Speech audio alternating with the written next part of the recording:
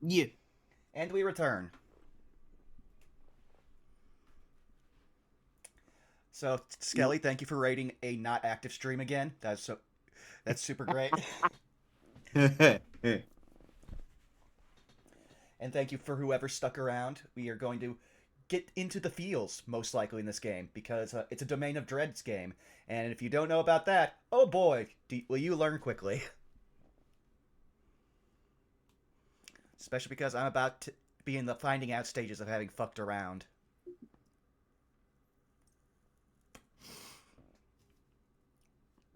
That's certainly one way to put it.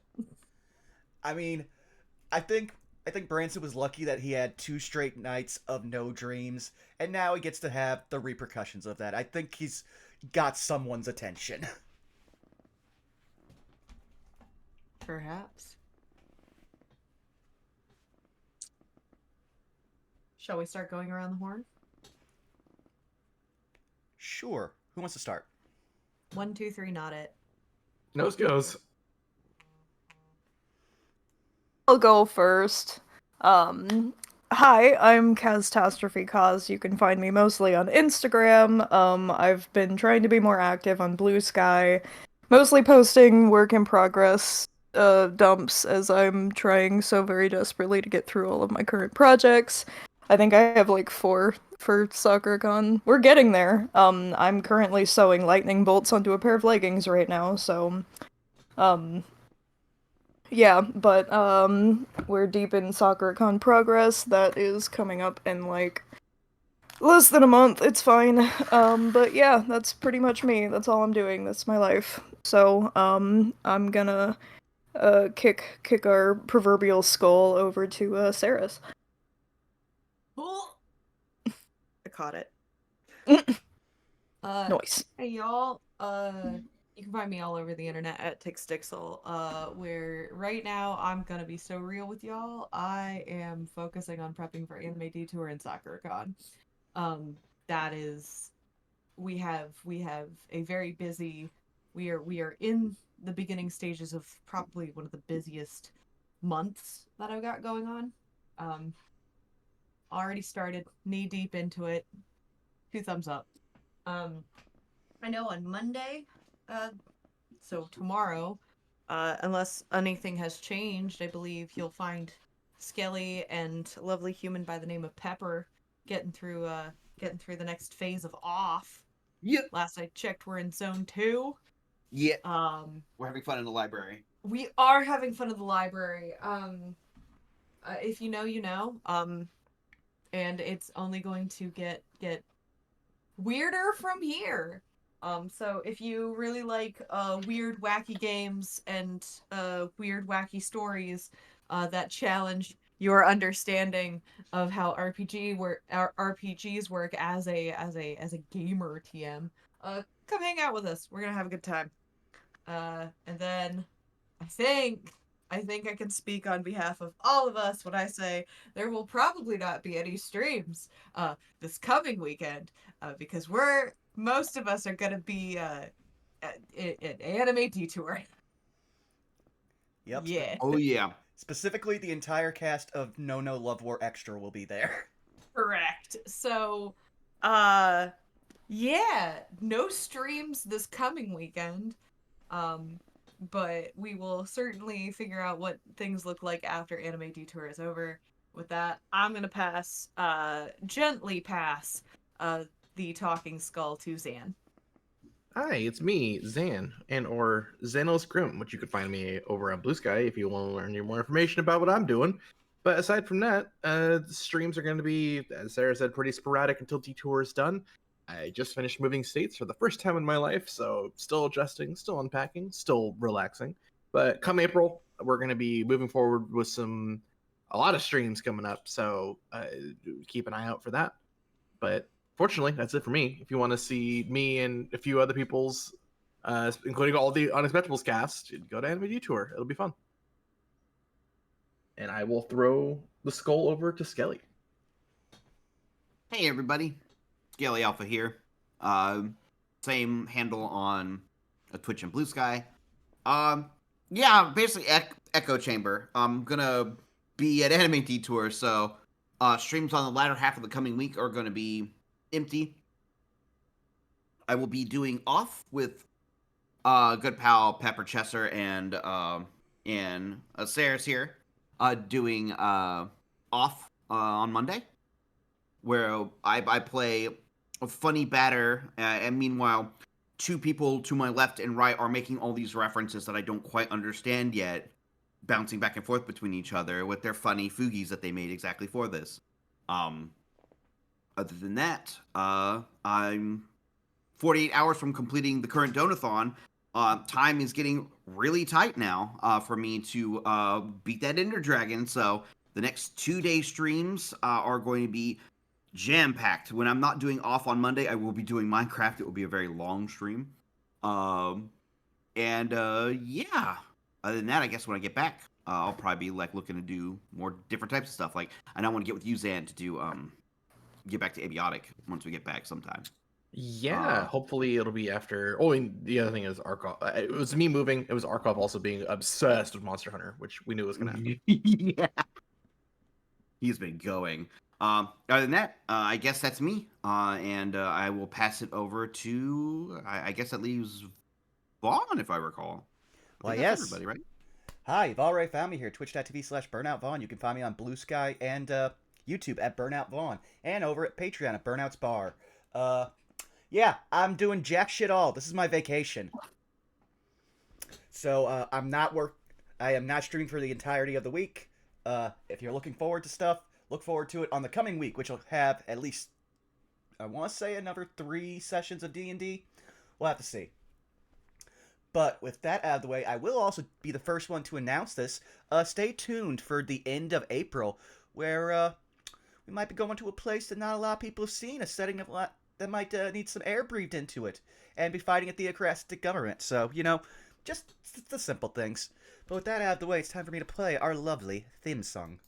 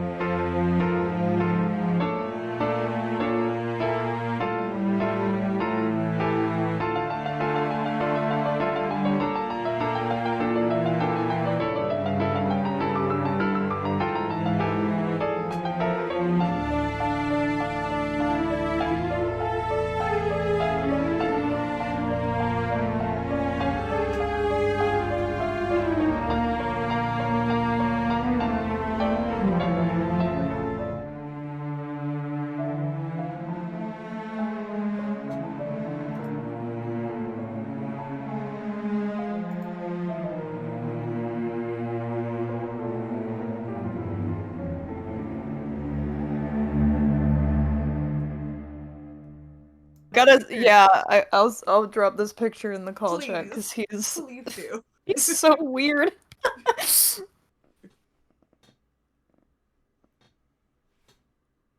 He's a menace to society. I don't know what his deal is, but like, I really hope he never stops because it's so entertaining. Yeah, it's the orange cat. But it's the orange cat. Orange cat behavior. No, yeah. And this was before his legs started hanging off the edge. It got weirder, but when I tried to take a picture of that, he got up. Orange cat behavior. Yeah. Like, I've had many an orange cat in my life, and they're all like this. They're all They're all like this. Honestly, though, I would never have a different cat because it's way too entertaining. I actually have my first orange cat. I've had all black cats my whole life. Yeah. Yeah. Is he And, also a how's he treating you? Fortunately, he's just a vibes cat. He just likes He's just like sitting and vibing, not really doing much of anything. But Oh. man, does he have some orange lack of thoughts? So my old orange cat, he was cross-eyed, which was already hilarious, and he was a little cuddle bug, so very frequently you'd wake up to just him laying his entire body across your face. Because he needed to be as close to you as humanly possible. Of course, of course. And he was also way too fat for his own good, so it was not not pleasant. All right. Well, ominous creatures aside, would anyone like to recap what happened last session? It was, in fact, full with ominous creatures, so it is on topic. It is on brand. Let me check. Does anyone need any inspiration? Because I have it already. Yeah, same. Well, I don't have it, so I guess I'll do it. So, last time, we had many of the stages of grief, upon seeing our good friend, Humphreys get taken by the mists and whisked away. And, unsurprisingly, Branson's first reaction was violence. And he lashed out and started just deleting swabs of the mist in pure fury. Which is not a good sign. The mist can and will kill us all. But, yeah. After the group was able to calm him down, we had a group meeting and basically had to decide how we are going to focus the fuck up moving forward now. Because, while he would never admit it, Humphreys was kind of our leader figure and helping us be the most directionally focused in our travels. So now, as the two veteran members of the party that's only been together for 2 weeks, it's now Branson and Rosvan's job to help everyone settle in and get us to Scald safely. We also discovered that, Lena might be a wee bit older than she thinks she is. Yeah. Something's up. Something's up. Uh-huh. We also got to see a tombstone. Oh yes, a dead man is giving us letters. One Hector Graythorn. Yep. And his grave traveled the mists to find us. So it translocated. Based. Yeah.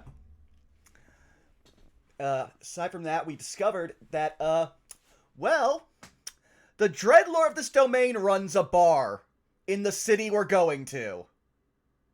And knows our current employer. And that was one of the ways we found out that Lena has some missing time, because probably at least 100 years or so has passed since she became a Hexblood. So we are all trying to figure stuff out. Rosvan also had a flirting conversation with the Mist. So there was that. And also, Branson tried to get everyone to spirits high by singing a song, which the Mist then copied and made unsettling. I think I hit all the right points. I believe you are right.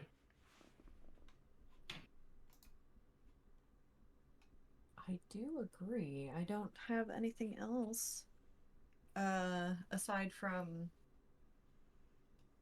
well, no, I think that's about it, because the last detail is where we left off. And what better way, like where we immediately left off. And I think what better way to go over what immediately happened right before session ended than to just show you. But first, Vaughn, if you haven't already done so, give yourself a die of inspiration. Thank you.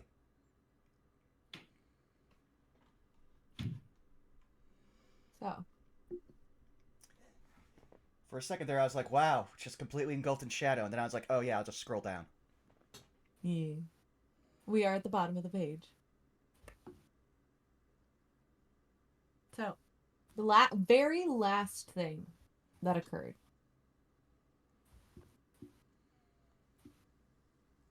I'm gonna fight Roll20 in a pit. Okay, good. Fuck it up. The very last thing that Taking happened bets. Yeah, go for it.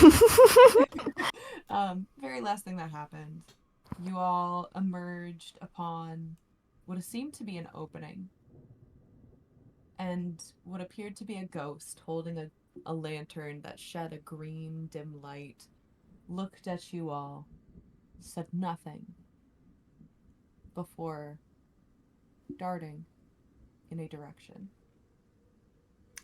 So I think it's a good thing to ask at the top of the thing when you say a ghost showed up. What color's the lantern? Mine. Yours? Oh, you know, blue. Ah, so now Lena and Ophes, you'll get to have their trial by fire. As you will watch as Branson's eyes dilate, he starts feral screaming, and he's charging after this thing at breakneck speed. Uh-oh. Okay.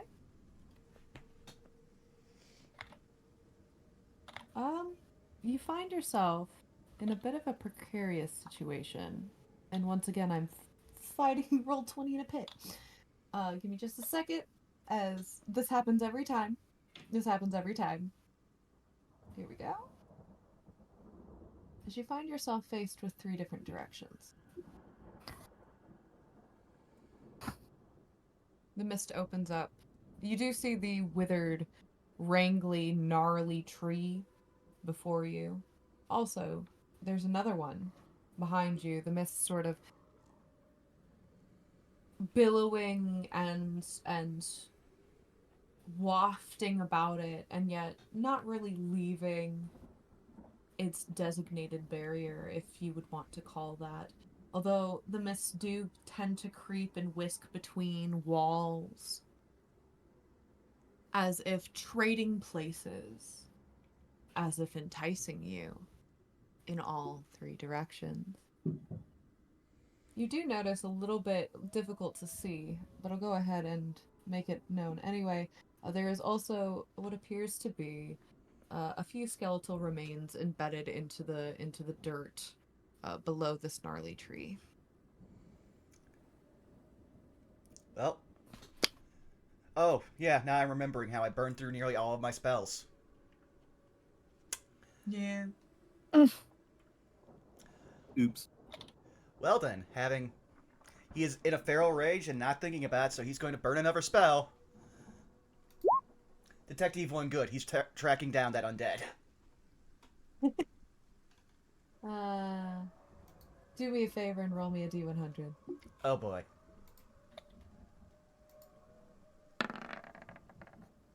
$46.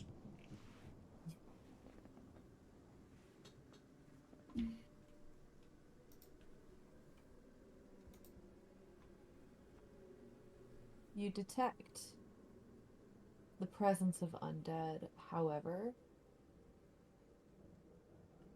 Unfortunately, you find it a little difficult to detect its exact location.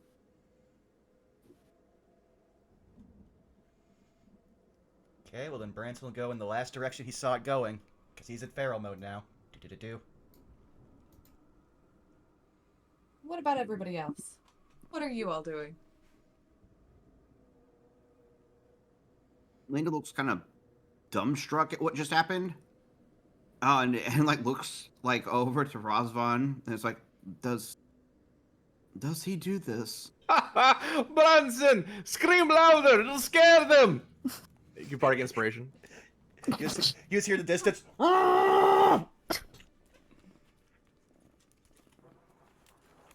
I'll take that as a yes. He'll just smile towards Lena and take a few steps forward, pulling out his sword. She'll follow closely behind, readying her halberd. Yeah, Ophistiel watches him, and he feels like he keeps opening his mouth like he's gonna say something and then stops. But he's gonna follow behind everyone else, clutching his staff pretty close.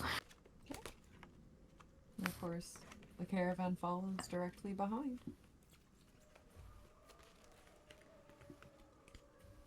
Give me a second to fight roll 20.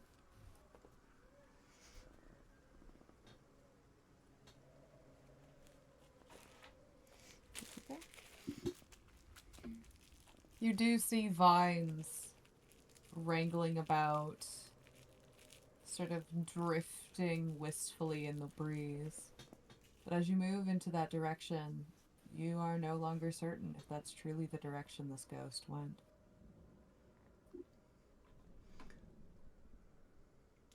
Well, You do not see sight of it.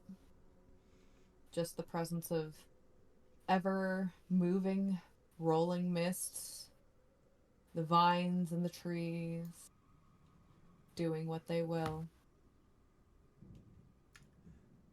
You still. hear the whispering. Hmm? I'm so sorry. No, you're fine. Continue. You hear the whispering of indiscernible voices surrounding you, just kind of. You could almost say that they're dissonant. Um, as they chatter indistinguishably surrounding you as you walk deeper and deeper into the obscurity. Brance will keep moving up because while there's blue light, he is seeing red.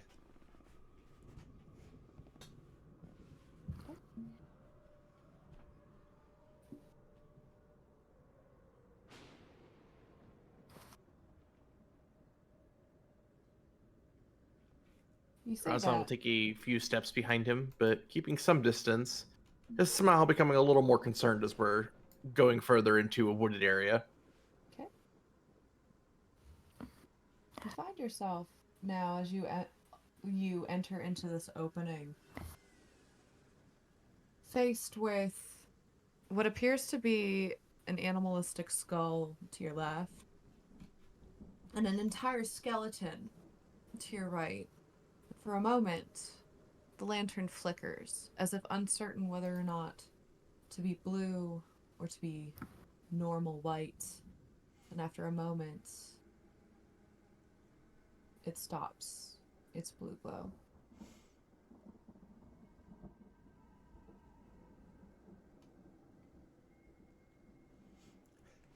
You'll slowly see Branson go out of rage mode as you can literally almost see it's like a triggered response to the light, which I also realize I'm saying to the person who's having to react to it, one of which is blind and can't see the light. I would say, Lena, you can see a flickering of blue glow because of Okay. the way that your visual impairments manifest. I'd say you could see the difference, right? Like you can see like the weird amorphous ball of what you understand to be light go from like a white to a very brilliant blue and then back to a white.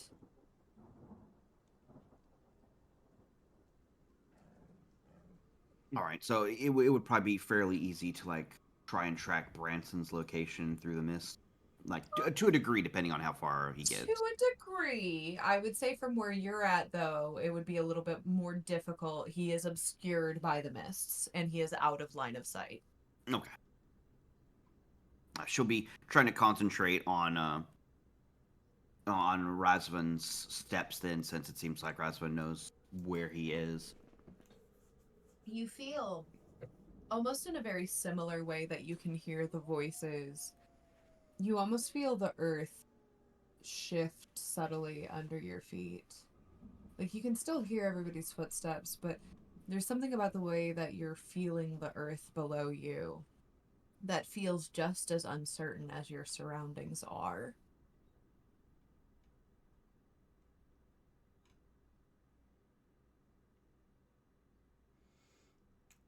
She takes note of that shifting feeling, concerned if the group isn't being lured into some sort of bad situation on purpose. Having gotten some of his wits out him, he will hold a hand back out, saying like, "Wait a moment," as he gestures to the like a the full dead body over there. That's a dead body. I assume not the one that you made. No. Let me see if I can learn anything from it. The last dead man we met actually gave us a note, so He shrugs. You never know. So I will investigate the dead body. Okay, go ahead and roll me investigation. In the meantime, Ephestial, go ahead and roll me a perception check. Okay. That's a 15 investigation. We got a 12 for me. Okay, 15 on investigation. You, I mean, that's a clean set of bones, right? Like you've seen your handful of skeleton. What you find particularly interesting in your investigation check is the body seems to be completely devoid of other sort of shall we say accessory. So you're not finding scraps of clothing, you're not finding equipment. As you physically gently move the bones, you even see lack of signs of hair or skin. It's like the ample kind of body that could be used with an animate dead spell. And yet, your lantern is white, and this guy's just hanging out, kind of in a weird position. He's got his legs in like mermaid mode. He's got one arm placed over his chest, and the other one seems to be like pinned into the ground almost.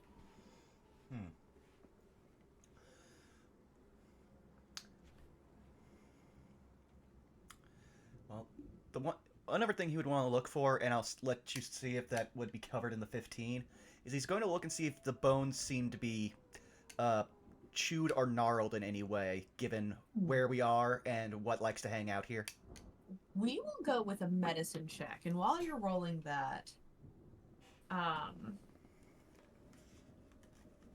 you feel a weird sense of eyes on you as you go in and roll this medicine check. Go ahead and roll. That's a double nat 1. You have no idea. These bones have probably been here for some time. You don't really see any like it's more like it's not that you don't see signs of wear and potential gnarling. It's more like you don't see anything that is distinguishable enough, and you're not sure if that's because it has been chewed upon chewed upon chewed, or if that's because this thing has been rotting in the ground for so long that it is starting to lose its shape. Well, Branson will go back to the group. That's an unnaturally well-preserved skeleton, so it most likely could be forced awake and attack us, but skeletons are actually surprisingly easy to deal with. Fastio. This, in your perception check, something catches your eye almost immediately. Let me know if you can't see the ping. This particular vine seems to be like almost like taut caught between the two bits of mist. Seems almost like for a moment like waving like a welcome banner, and then after a moment it seems to curl and almost like it has fingers begins to like wave you forward like it's got something interesting. And this is gonna seem a little weird, but I would like you to roll an insight check. Okay. That's a nat one. Man, Off you to a aren't great really start sure today. if yeah, right. You aren't really sure if the mists are playing tricks on you, but you know that it sure is. It sure is wiggling in your direction, and you can definitely hear the whispers, almost going this way, this way, this way, come this way.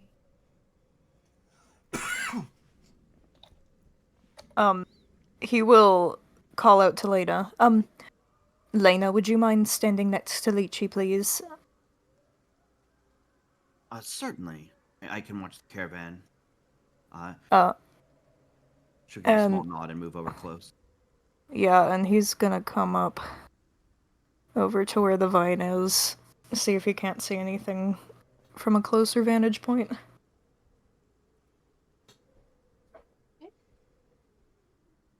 Let me reveal some. Yeah. It's a little difficult to see, but it does seem to be a pathway.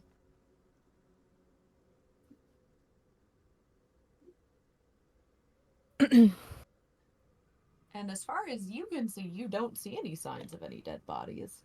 A few additional vines, some treeage, but again, you are in the middle of the woods, so it makes sense.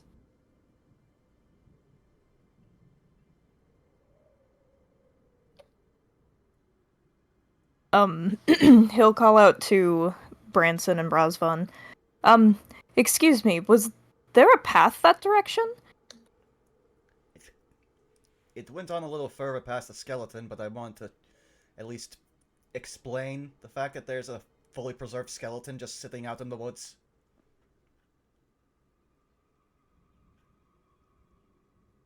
Well, not like I'm inclined to listen to it, but this one seems to be skeleton-free. Alright. Who wants to go with Lothastiel to help them check and see if the path is safe?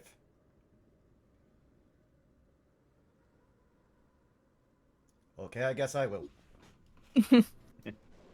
Yeah, don't everyone come out at once. Yeah, I mean, you are the brave sword arm that cuts ahead of, well, where we need to go, right?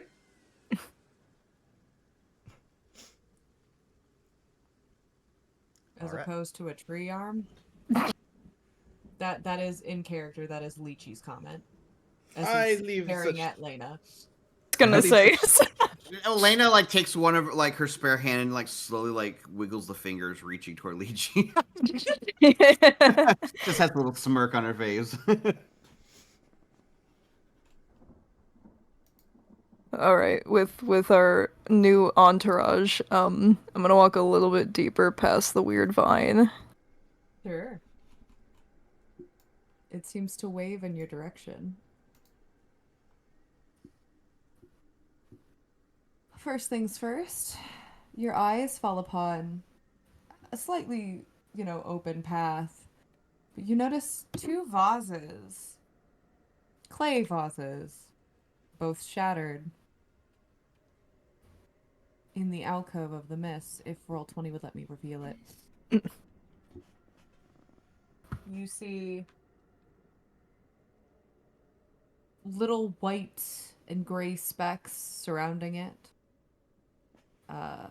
The ground around it looks to be a tad bit more muddy than the surrounding area.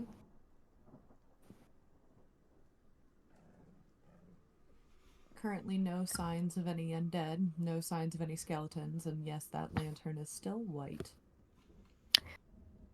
I'm gonna go up and examine them. And Branson will poke at it with his axe to try to give the help action. Okay. Go ahead and roll investigation.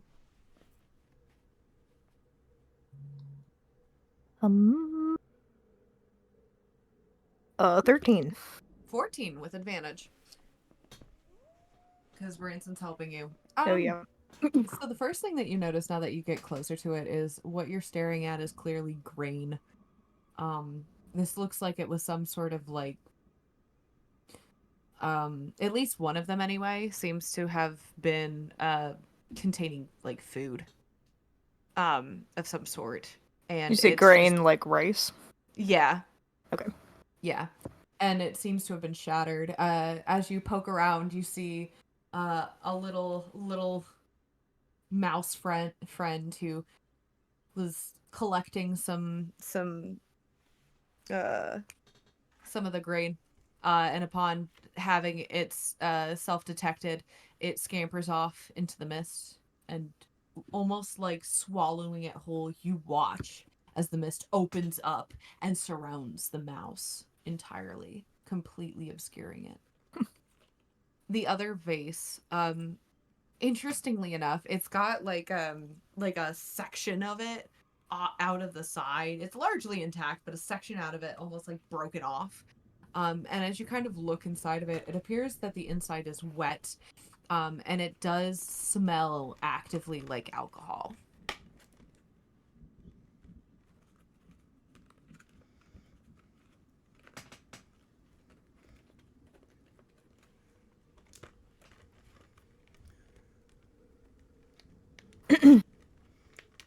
A shame. I would have liked that beer. This is odd. This is the second food storage we've found abandoned.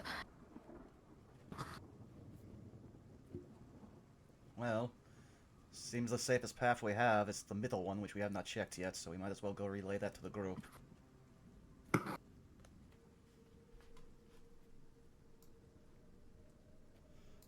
Before we leave the vases, is there anything else around them that was not part of their, or like whatever they were holding?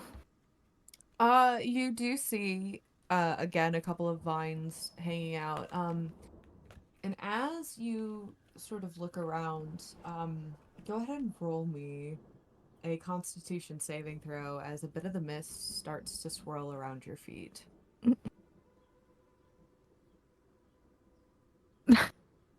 That's another nat one. Your vision Oh. starts to feel a little wonky. It starts to feel a little weird. You get the distinctive feeling that anything that you were trying to look for, the mist is actively shrouding it from your vision, and it's, as I said, starting to crawl up your leg. Ever so slightly. Like, taking its time. Not in a rush. He'll stumble back a little bit. Branson, where did you go? Get down to your line of sight. Over here. And he will walk away from the mists. Alright. Once Ophesil gets back with the group, he'll just go to Lychee. So far, the safest path we've been able to find is probably going to be this middle one. Well, considering none of these paths are the beaten path, I can't say that I am particularly swayed in any direction. As my trusted traveling companions, where do you think we should go? Well, we'll at least scout out a little ways ahead of this path right here. He points to the one that we haven't tried yet to make sure it's safe, and if it is, then we will send for you to follow us. And having said that, Sounds like a plan. yep, Rancid heads on over here. While this has all been going on, what have Lena and Razvan been doing? Rosman's just been kind of humming to himself, kind of just waiting to see what they might find, as he's not... Last time he explored off on his own, it didn't go very well, so he's just relaxing. Roll me a wisdom saving throw. It's probably fine. Watch how high this is. You ready for this, Vaughn? Watch how fucking high this is. You ready? 16. Actually, not too bad. There's a moment where you once again hear... It's hard to distinguish and determine because it sounds like hundreds of voices all at once. But you're pretty sure you can hear an echo of the tune that you are humming for just a moment, joining in harmony with you before dissipating. And as far as you're concerned, nothing seems to happen, really.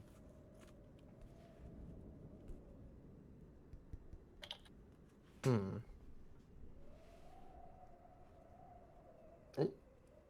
Nothing really to intuit from that, so he'll just relax where he's at. Yep. And, Branson, this is as much as you can see moving forward. Okay. The mists are actively more obscure in this particular pathway, but nevertheless, you can see through at least a little bit. He will motion tentatively for the group to start following him as he heads into it to see what he can find.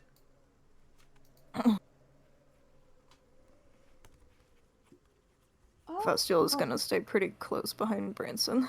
okay. To that point, remind me, what are your two passive perceptions? 14? I think I have 11. Mine's 11. You guys are for Rosvans? No, not Got it. currently. Oh, just got you. Two up front. Got it. Sorry, apologies. You're okay. No, I appreciate you asking. You enter into the area, you don't see anything, but I would like, because of how low your passives are, I would like an active perception check from both of you. Gotcha.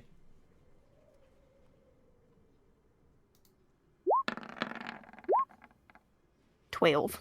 8. It's hard to say.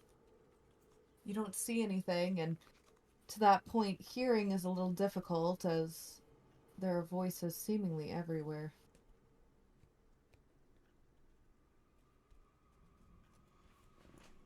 Alright. Well then, since you can't really get a full idea of what's going on, you'll move a little bit forward and see if he can't elucidate himself a bit more. Sure, absolutely. And as you do, you're immediately seen with the visage of something moving.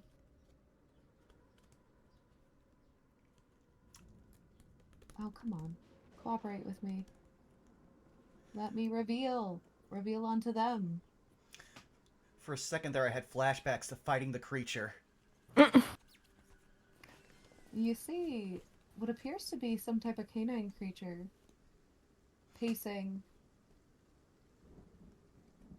or disappearing out of line of sight. And you do see a very gnarled tree that it seems to be walking in front of. Alright, having seen that, Branson will turn back around, rejoin the group, and be like, be careful, there may be weird creatures in the area. I've at least seen the one wolf. But then he'll motion for them to follow and start heading back up that way.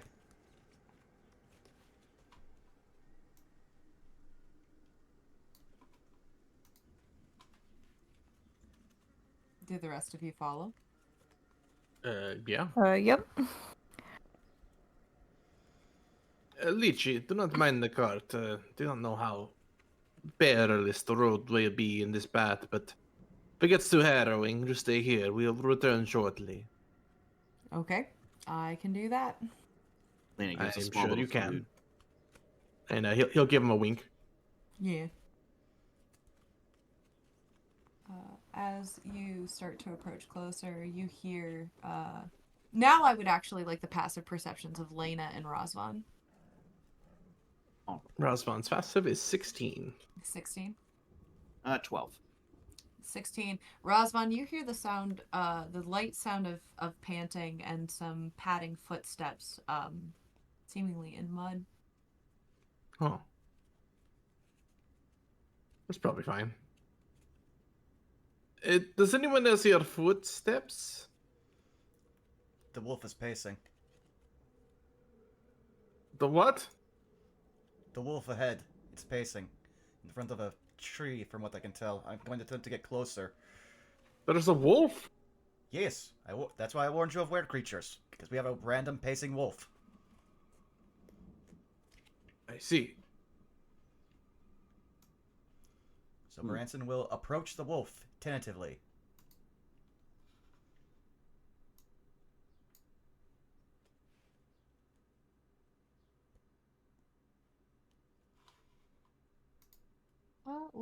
So I'm going to reveal before I show its action. I'm going to reveal a bit more since you can see just a little bit more of the area. That is a really gnarly tree.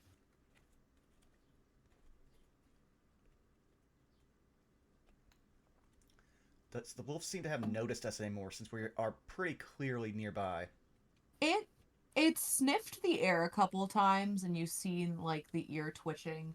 It's also kind of given you like a sideward glance. but it hasn't really stopped. It just keeps pacing, and it's not super quick. I'm kind of showing the motion Mhm. to try to show the motion, but it's you know what? You know what? And I would say if Fastial, you're in enough of line of sight, I'll give you advantage specifically, but I would like you both to make this is gonna be a nature check. Okay. So 22. And 20. Yeah. It's taking its time, like it's not rushing, it's not running, but it does seem agitated. It doesn't look like it's on the offensive. It doesn't look like it's actively being aggressive towards either of you, despite noting your presence, but it does seem to be a bit agitated. The tail is down and it is not wagging. Hmm. Well, if it was a snake, I could possibly communicate with it, but You can speak with snakes? yes, apparently all Yuan-Ti can. Hmm. I wish I could speak with monkeys. What's a monkey? I'll have to take you to a zoo sometime. Okay. Well, I'm going to attempt to approach the wolf more, so if you hear a scream, that would be me in pain. You will do well, my friend, I'm certain. So far, I am 2 for 2 on wolves. I'm glad we find out that's his calling card. Screaming, you'll know it's him.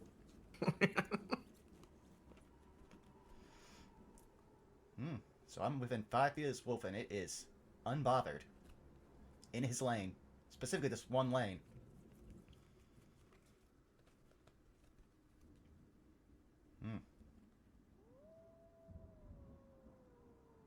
That howl does happen, but it is not coming from this wolf. Cool. Well then, Branson's gonna look into this little alcove that the wolf is going into, and also try to inspect the tree. As you approach the tree, the dog seems to stand by your feet and starts sniffing you. Go ahead and roll me an investigation check. Will do.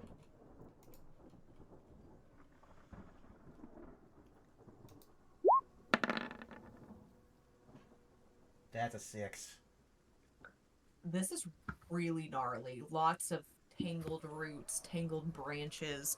It's very obvious that there is something in the roots entangled, but it's really difficult for you to determine what exactly it might be. Alright, he'll turn his attention to the dog, now seeing it's actively not a wolf. And he will try to hold out a hand for it to sniff. Roll animal handling. Would you believe I'm not proficient? You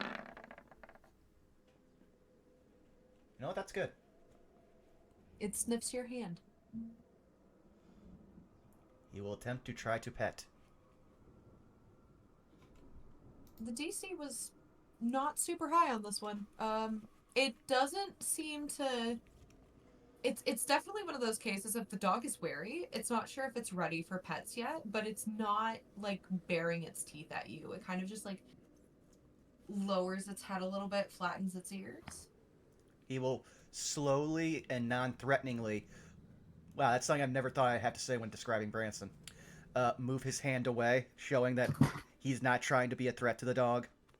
And as soon as you do that, its head re extends. I don't know if there's a better word, but like it comes back up perky. The ears stay flattened though. I look to see if Well, the dog. Oh, go ahead. No, you go first. I try to see if the dog has a kind of collar or anything.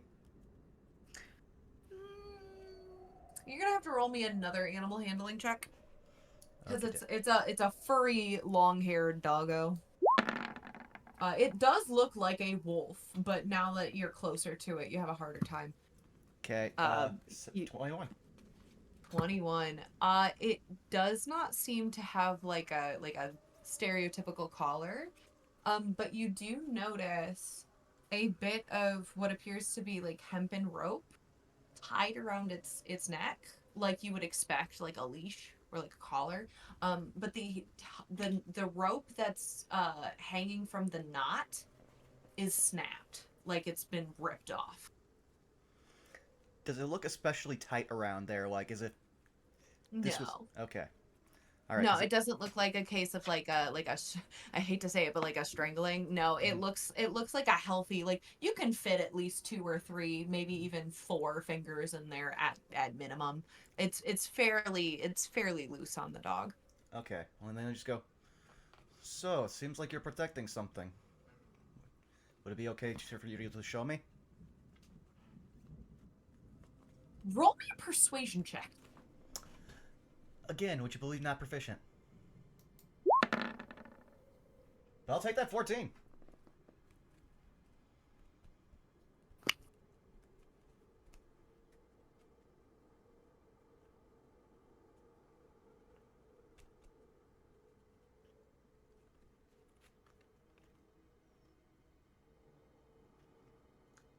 Branson will look where the dog is indicating. And then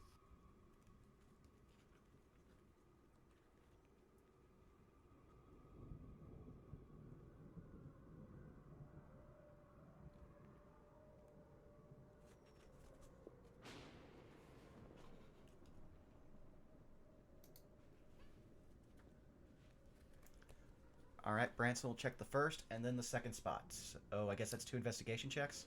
that will be. I'm gonna pause here though. Mhm. What's the rest of the party doing while this is happening? At current, Ephestiel's the only person who has even remotely some line of sight of what's going on. Yeah, Ophestio was watching Branson interact with this dog. He wanted to get close, but also didn't want to spook him, so he's kind of been watching, but keeping his distance. Okay. You get the sense from the dog like interacting with Branson. It is aware of your presence. Yeah. I'm gonna take a few more steps closer to them, very slowly, very non-threateningly. Yeah.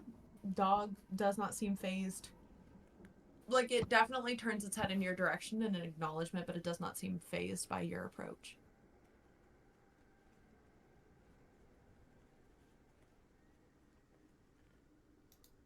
Uh, Lena is It. Okay. Lena is a little on, I guess, on the trepidatious side of venturing too far from the caravan in case something happens.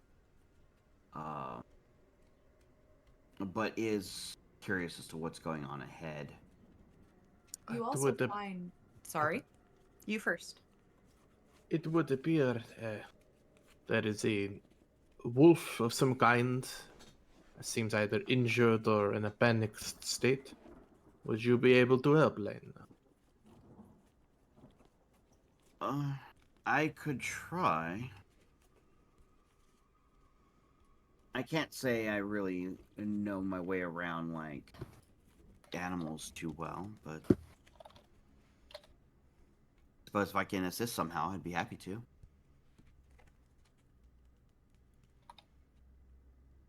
Do you have any spells or anything that might be able to help? My spell list is extremely limited. I I have only a couple of things that like help in very specific circumstances. Um, May I take your hand? certainly. She would she would gesture out one of her like gnarled hands. Roswan will very gently take Lena's hand and guide her over near Ophestiel. Okay. And then we'll head shortly back to keep an eye on Lychee in the caravan. Would you like me to move up at all so that I'm closer to you? Maybe it's just that, if you do not mind. If it is not Yeah, too much trouble. I'm looking at the mists around here, and they're looking like they could close up at any time. So I feel like it's a really bad idea to just linger over here. So he pulls with the ox not currently pictured, pulls the ox up, and they stick around this gnarly tree, but they stay in like the entrance and the mouth of the mists.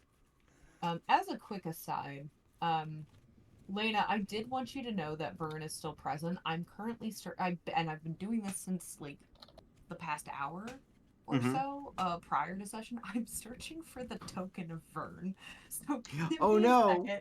You do have Vern. Vern is present.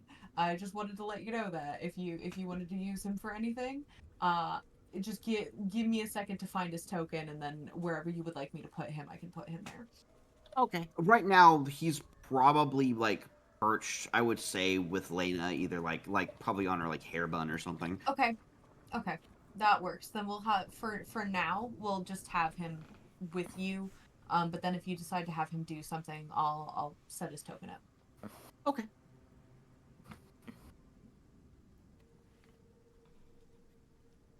But the dog actually seems to be like almost digging at the roots.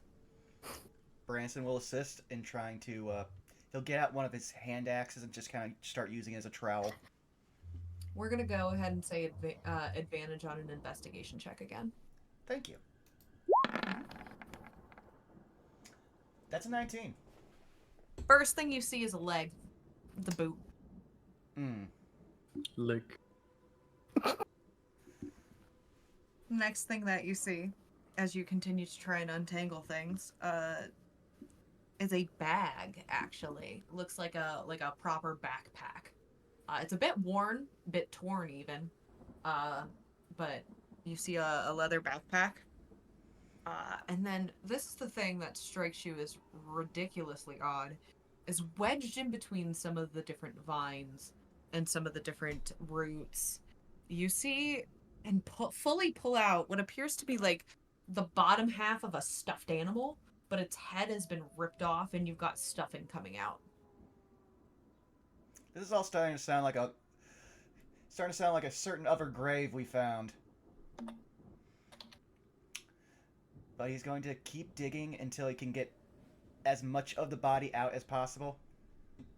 Yeah, it's lacking a few pieces, missing the other leg and missing an arm, but you are able to, well, and I should say it's also missing its head, but you are able to pull out the majority of the body, and as you do, the dog whimpers, sits down. Branson will try to put in as respectful a pose as possible before he then starts rifling through a bag, expecting to find a Yep. journal. You find 15 silver pieces, Taking that. an eye patch with a faded symbol on it,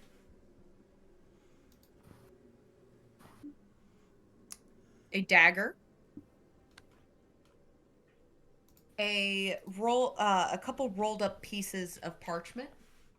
You're not entirely certain if they're scrolls or not, but they're like parchment that's been rolled up.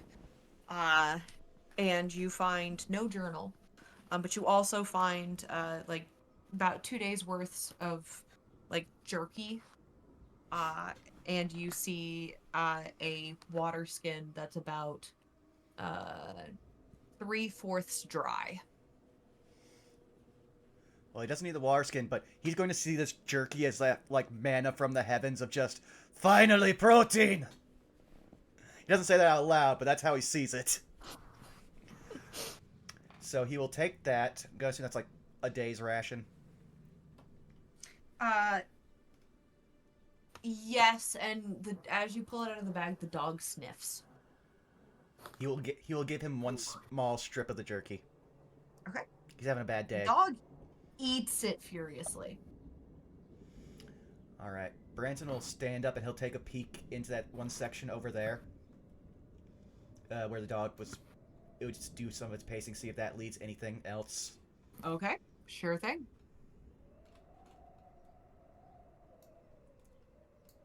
From that position,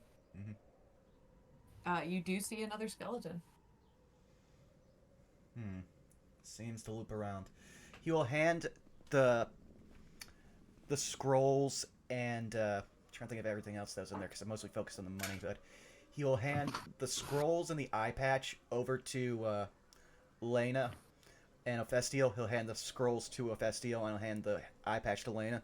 See if you can discern anything from these items. There's a little bit ahead left to check, and I will see if there's anything worth finding. Looks like we may have to backtrack a little. All right. I can see if I recognize this. Roll me a history check. All right. Yes.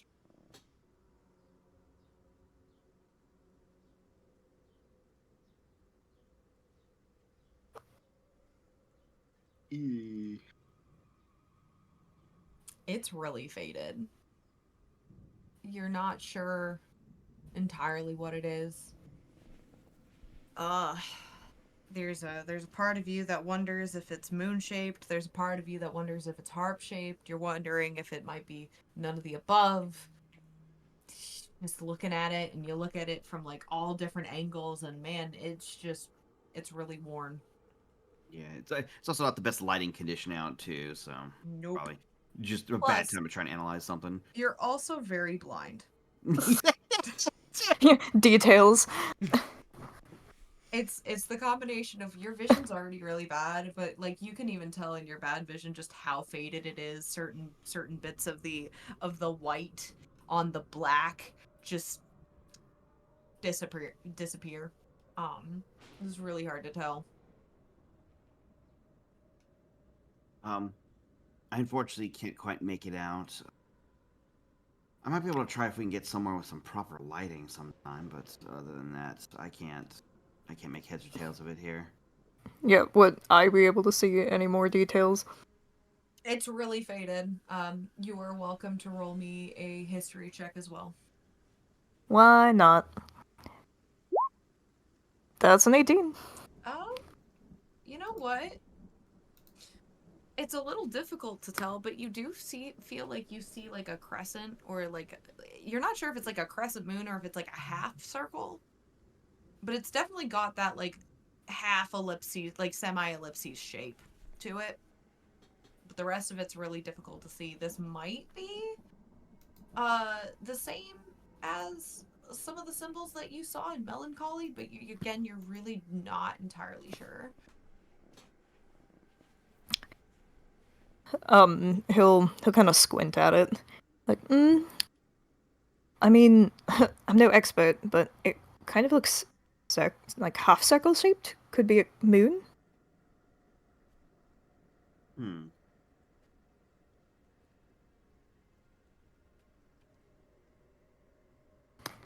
There's a group or two that uses similar shapes, but without finer detail, it might be difficult to discern which. Or if it just is happenstance, and maybe it's just this person's personal mark. Well, we'll hang on to it. And Ophestiel will unfurl one of the scrolls that Branson handed him. This is gonna seem really weird. Flip me a coin. Okay. Yep. How would I do that? You can roll me like a d4 basically, and we'll do Okay. half. 1 2 is heads, 1 2 or 3 4 is tails. Sure. Whoop. I hit it twice. I'm gonna take the first I was gonna one. say, ignore the second one. So the first one is a bit tattered, actually, but you unroll it and it appears to be a wanted poster that's been ripped in half.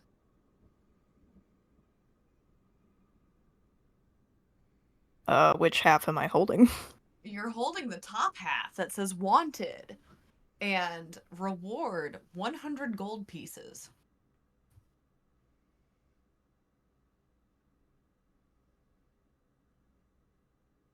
You see like shaggy hair and a set of humanoid eyes, and that's it. Helpful. Okay. What does the other scroll have?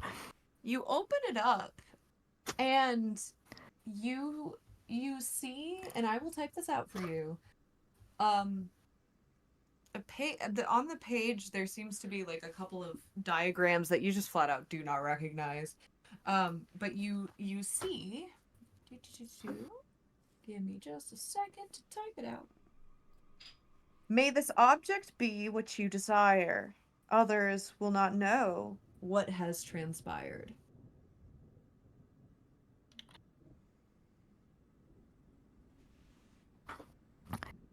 And I assume it's written in common. Yes.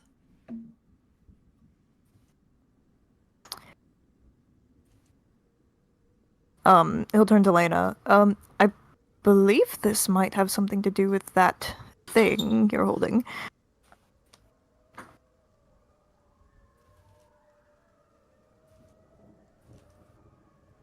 And he would have read it out loud for her.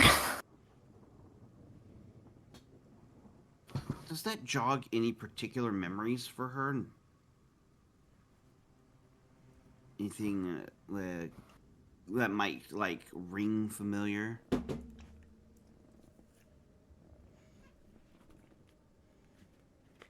I think Saris need 2 seconds.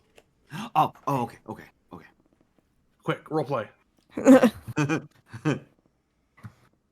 So, you've been a skeleton for very long?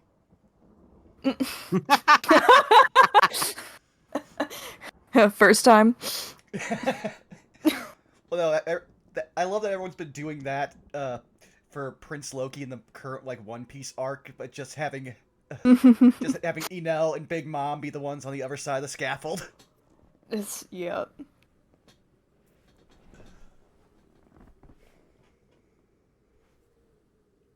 I've been holding back this whole time, but I'm gonna go pet the dog.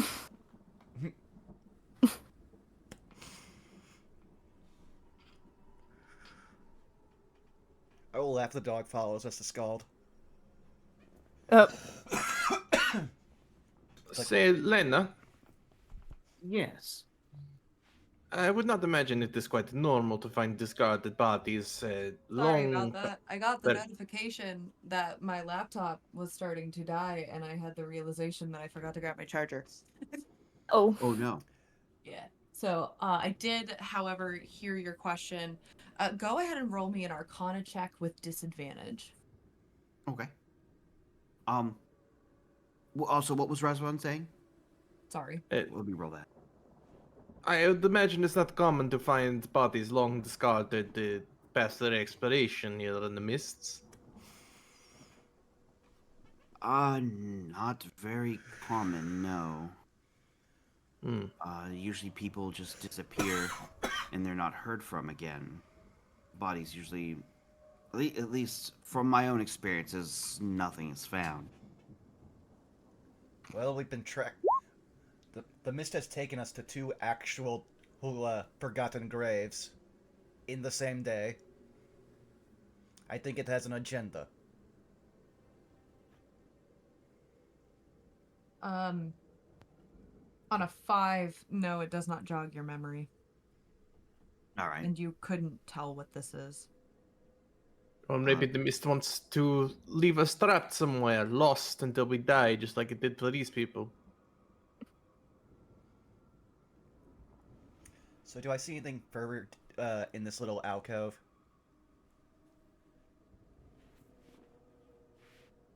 Not largely. It looks to you as though the mists have just closed off. Fair. Alright. Well, Branch will get back. We'll examine what was in the bag when we get to safety. For now, we have to... The only path I believe we have forward is past the first skeleton. So we must backtrack. Understood. Ichi, this way. I'm just going to slip on over here for sake of ease. Did you just cut through the mists? Not actually. I'm just saying I was moving my token that way. I was gonna say, I mean, you could, but there are gonna be consequences. Branson is- But Branson one is does fuck- not simply walk through the mist. I mean, you guys did last time, so the one thing we forgot to mention in the intro is that two of you walked into the mist, saw all of our dead bodies, took one of my axes, came back out with a human arm. So we did do that, yep. You did do that, yeah. That's Yep. fine. Thanks, I hate it. Before we go too terribly far, Ovestiel's going to approach the pupper and get down, kind of burying his knees in the dirt and hold out his hand. Roll me an animal handling check.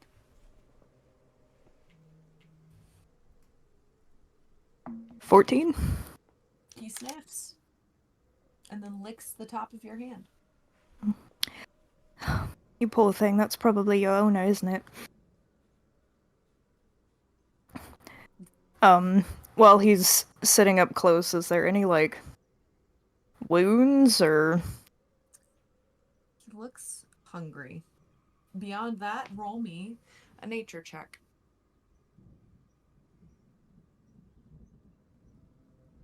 21. Yeah, hungry, not like mortally wounded or like severely wounded by any stretch of the imagination, but you do see a couple of scratches here and there. But largely the dog is hungry. He's gonna pull a ration out of his pocket and hold it out for the dog. Dog takes it. What ration? There's no ration in your hand. You poor thing, you must be hungry. I know we're strangers, but if you'd like to come with us, we have more food. I'd hate to leave you out here all by yourself. Roll me another animal handling check. 15. All right, this is a 15.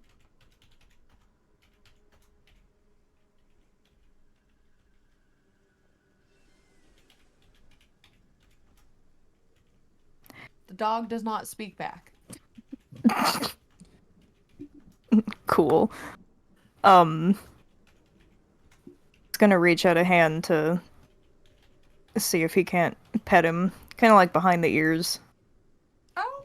Still not quite trusting you, same as Branson. It's one of those things of like, it's not baring his teeth at you, but it's not looking for pets at the moment.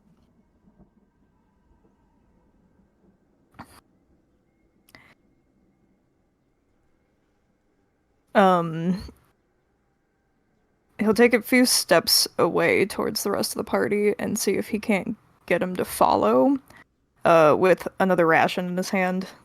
Kind of lead him away. Roll me a persuasion check with advantage.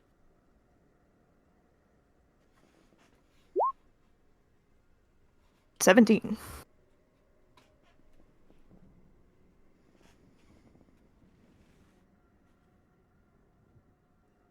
It moved towards you.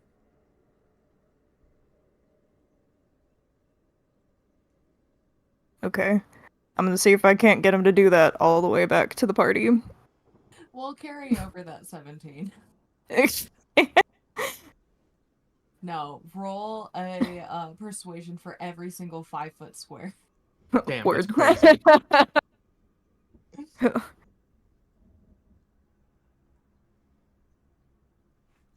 Yeah, the dog joins. The ox is a little nervous, but the dog seems to keep its distance. Oh, my friend, you must be starving. We still have all those vegetables in the back. I know it's not very dog friendly, but he can eat a lot of them. Of course not. I will give him some of my finest jerky. And he will lean down and offer a piece of jerky to the dog. Animal handling with advantage. You're making me roll the skill I never roll. Yep. Out of 11 or an plus 11, I think I'm gonna take the 11. It's really funny. Very easy DC. The dog takes it out of your hand. It eats it. It's gone. It inhales it. Practically does the whole as I it just just huh? I just imagine like the dog, like when we hold out stuff to it, like it just makes like the Animal Crossing pickup sound, and it's just gone. Yep. But it does the whole thing where dogs eat too fast and they gag. Oh no. Yeah. Razvan will take out a wooden bowl and pour some of his water skin into it as well and put it on the ground. Yeah, and you find the dog is very thirsty.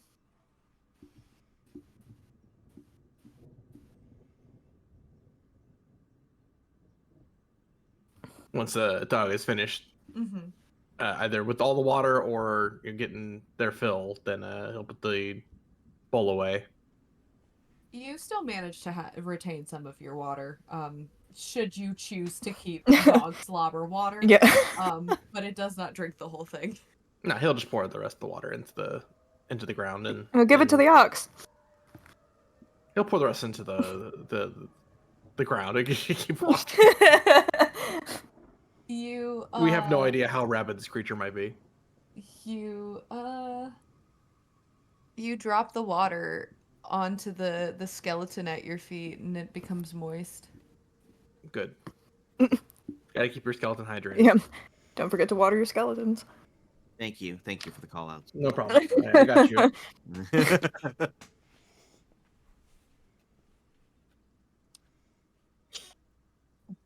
As you approach this alcove once again, I would like all of you to roll me a perception check.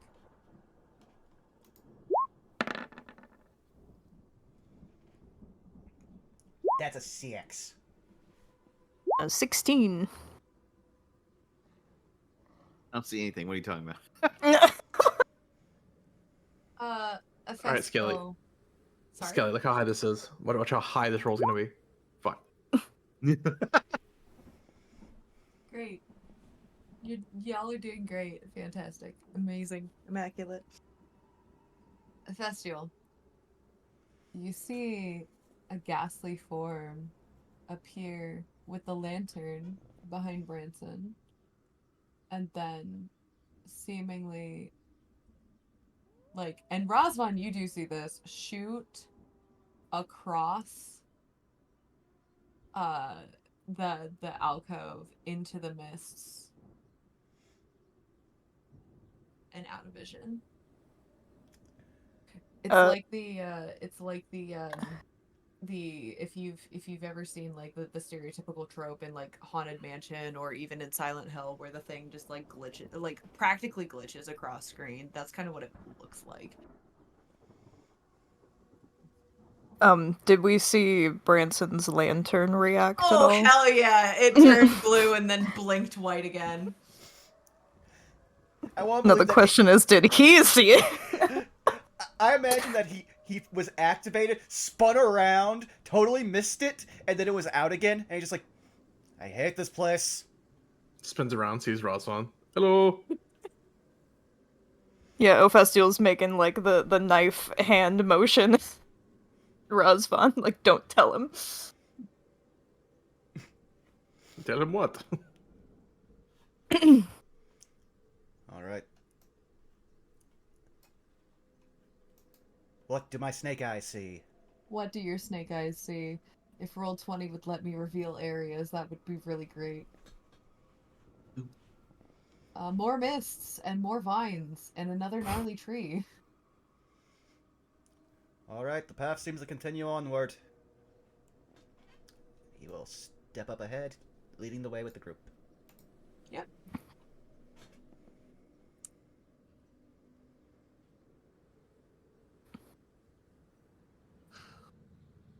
With that 16 passive perception, Razvan.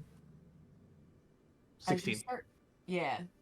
With that 16 passive perception, as you start to approach where Branson is, you start to hear groaning and a bit of some rattling. Raz, I kind of confused looking at the skeleton first. Razvan will kind of realize it's not coming from there. Branson, I think I hear some form of groaning. Maybe some bone rattling up ahead.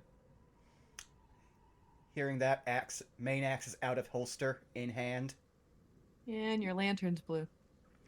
Ah, then your answer back will be the very familiar primal screaming.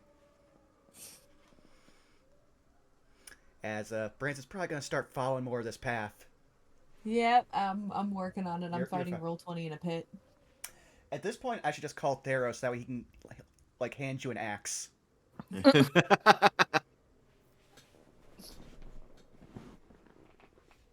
Okay, tag team it. I'm gonna assume that Skelly is trying to do a move. It's not. It's laying there. You're welcome to do a. I guess this would be an insight check. You know what? He's feral, but he has the built-in instincts to check his surroundings. So yeah, 22. It is like submerged in the ground, laying like on its side fetal position. Does not move. I see. Doing an impersonation of a Darkest Hour album cover. Yeah. Then, I'm going to assume that the vines there are to a tree. Yeah. Except these are wiggling. Oh, undead tree. Well, I do have an axe. Branson's charging the tree with his axe. Okay, charge the tree with your axe. Do-do-do-do.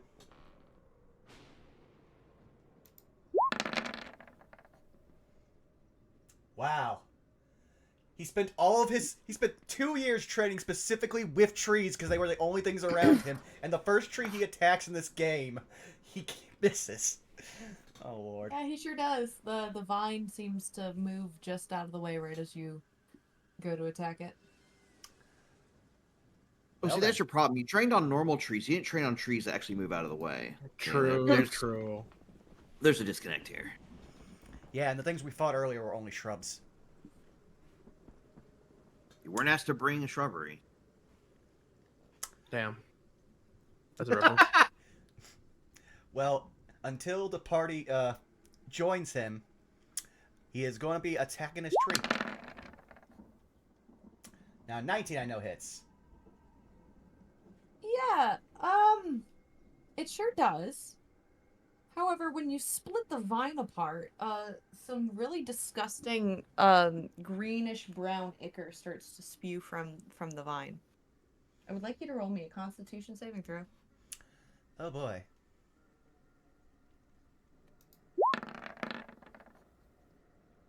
That's a 20. Yeah, it smells really gross.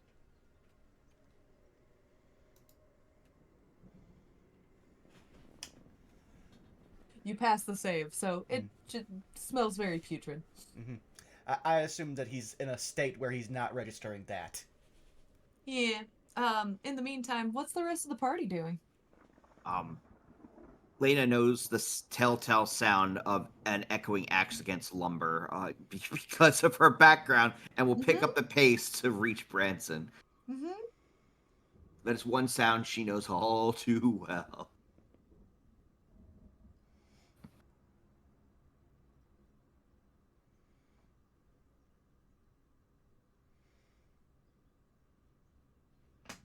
Probably get, I guess, like right here.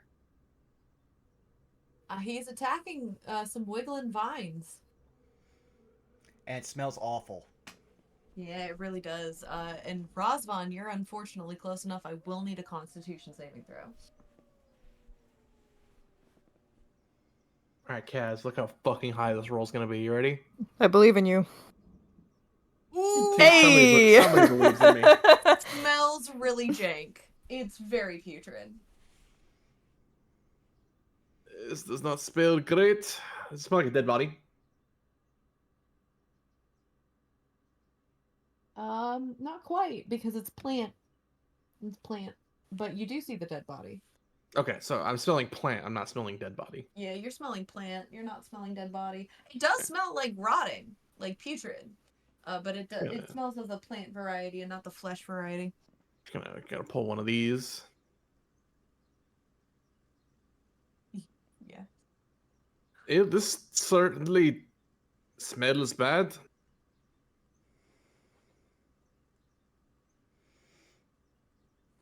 Oh, is something emitting a smell or something? You smell it too, Lena. You're just not in range of Oh, effect. okay. In that case, You were rewind that. She'd be like, ugh. 5 feet away from the splash zone. There was something I did want to actually check real quick. Uh, Mm-hmm. and Branson would still notice this even in this state. Was the telltale black lightning on his blade when it bit into the tree? No, it was not.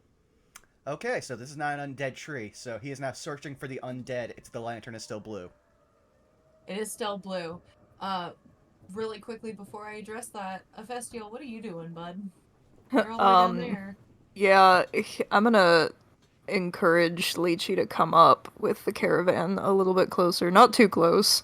Mm-hmm. We'll hang out right here by this old skeleton. Well, that sure is comforting, he says.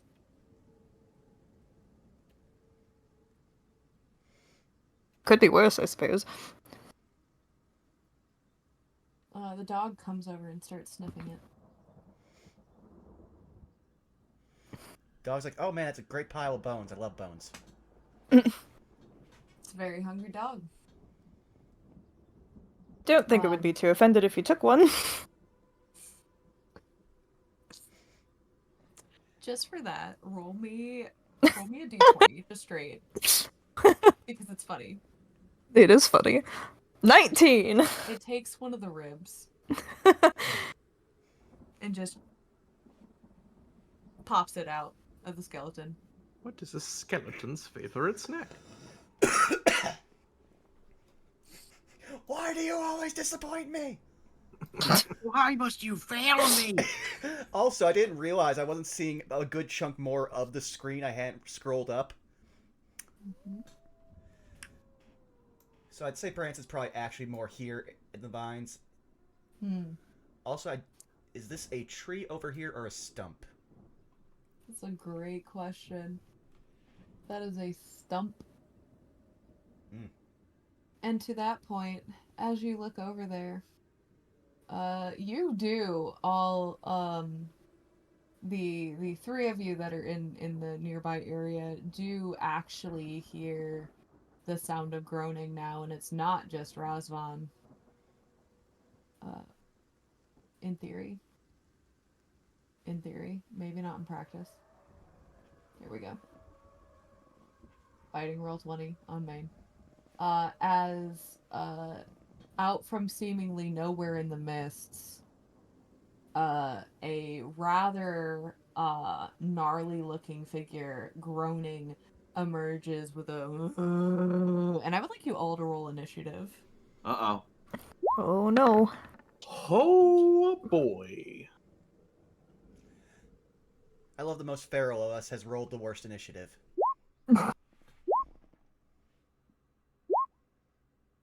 Bet.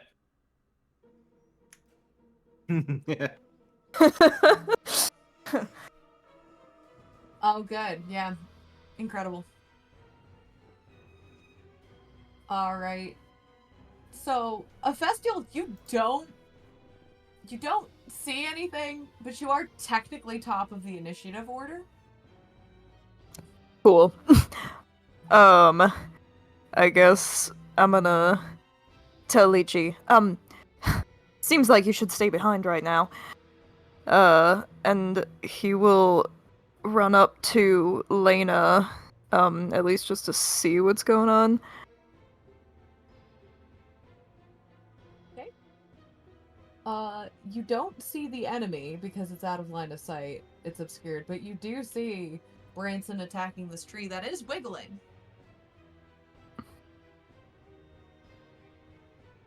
Okay,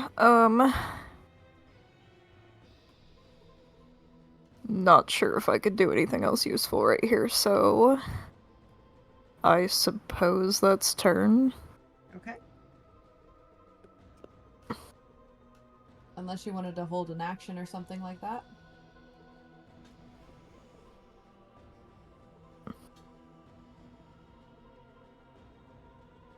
Okay. No. I was gonna say, yeah, I'm gonna take like that down as a no. yeah, I don't think yeah. Okay, Lena, you're up. All right. I definitely heard something that didn't sound very friendly. I Yep. believe. She's going to attempt to pinpoint where it is. Vern will do the whole Ratatouille bit and try to help give a little bit of guidance. Roll me perception check. This will be an action, but perception Okay. check with advantage. You got it. Oh my goodness. It's hard to tell. It's All really right. hard to tell. I'm so sorry. In that case, she will move up slightly, having heard something amiss in Branson's general direction. Mm-hmm. And will move probably about right here then, as she's trying her best to try and locate whatever made that sound. Okay. But otherwise, we'll hold her position there. Yeah, that'll do it for her. Okay. Next up is the enemy's turn. We're gonna start by revealing this entire corner of the map. As this other guy emerges from the mist and is going to dart over and in the vines is going to immediately bound after Branson and is going to go in for a bite attack.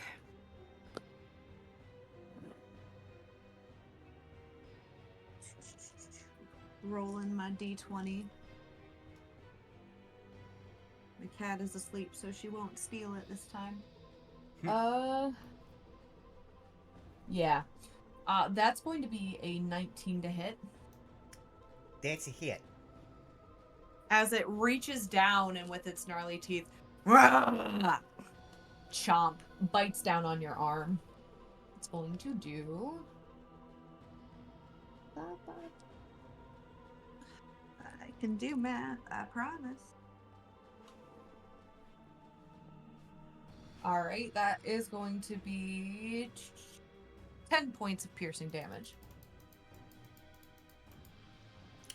And then that's that one's move. This one is going to emerge and is actually also going to flank.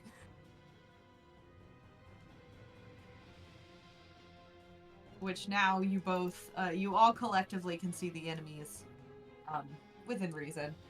That's same roll. 19 to hit. For a bite attack. Mm-hmm. It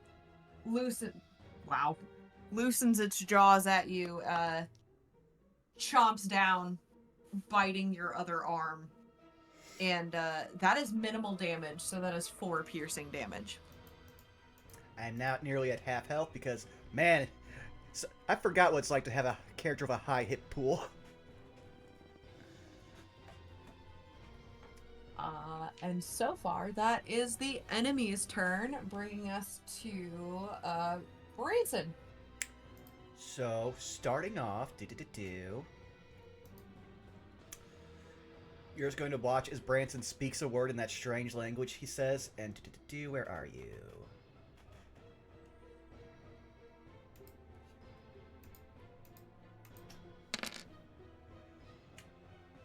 As his wounds start to mend, I'm definitely happy for that 12 hit points back.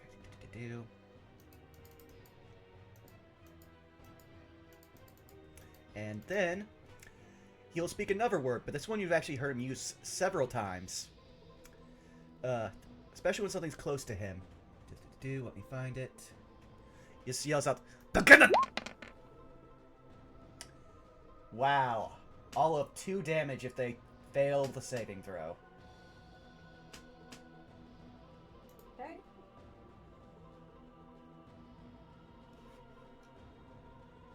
Checking.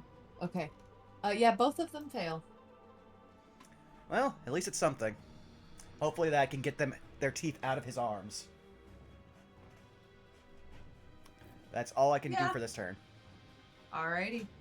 Razvan, you're up. All right. Rosvan's going to. He's gonna hold his breath and run in. 3, 4 to here. Okay. Try and get behind this villain, and he will stab at them with their rapier. +2. Come on, where it is? There it is. 15 to hit. Yeah, double-decker murder sandwich. That will be hit. Happy about that. All right. For 6 piercing, Okay. and as a bonus action, get to join us, Lena. The blood is warm, and we'll get bardic inspiration. Hell yeah. Thanks. That is Rosalind's go. Alrighty. Move, stab, bardic. I need Branson and Rosvan to both roll dexterity saving throws for me. Uh-oh. Avon, look how high this is. Oh shit, it worked. No! Ooh! Higher than me.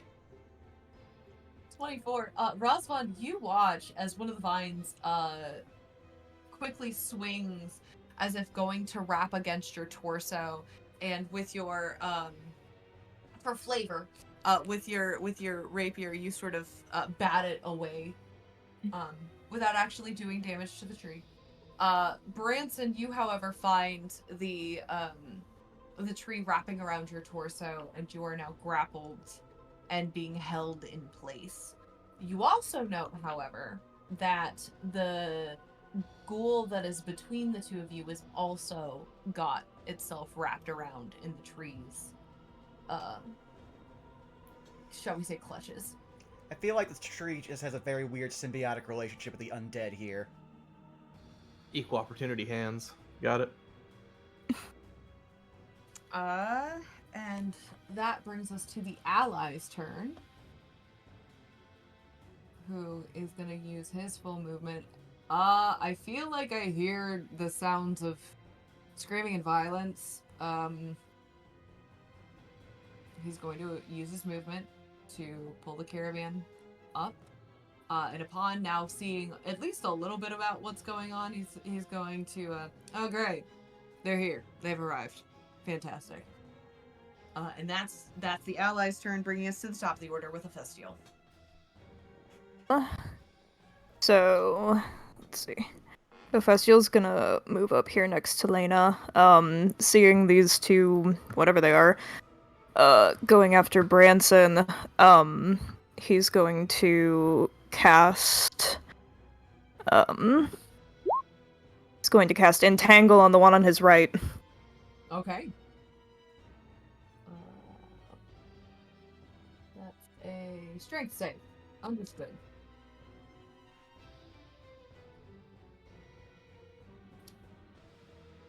Yeah, that's a failure.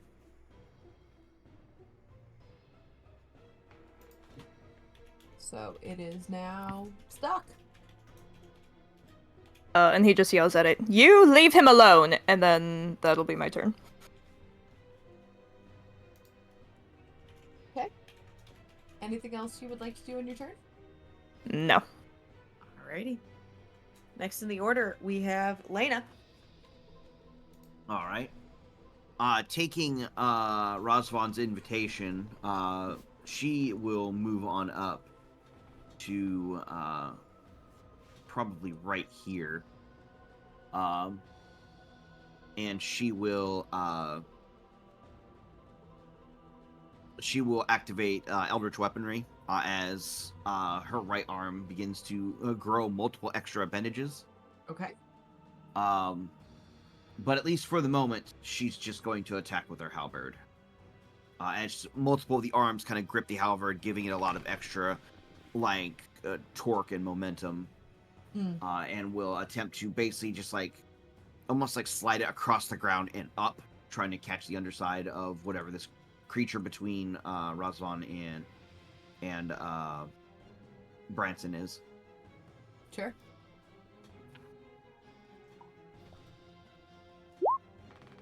That will be a 16 hit. 16 will hit. Let's go. All right. For 8 slashing. Okay. You slash through it, and it just as a really gross, like you're expecting blood, and I regret to inform you, it's more like pus oozes from its body. Ew. Mhm. Yeah. She, like, Lena can probably just, like, hear the sound of it sounding different than blood hitting the ground, just like, so she'll get grossed out as a free action. That'll do it for her turn. Gross. Amazing. I'm glad you're Kidding. keeping that action economy on fucking lock there, buddy. Power the 5e fighter.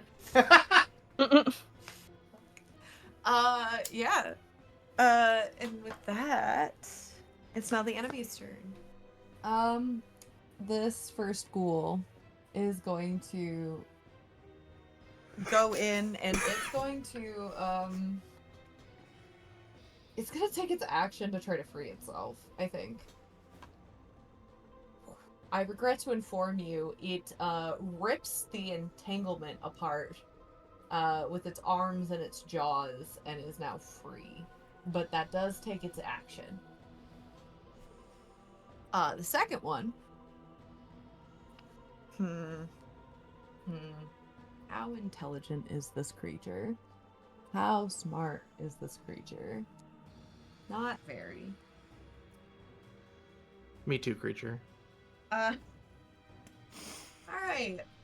Odds, it's Branson. Evens, it's Razvan. Yeah, there's a reason why the Raven Queen doesn't give a shit about regular undead, only intelligent undead, because that's where the problem is. Alrighty. Razvan! Uh-oh.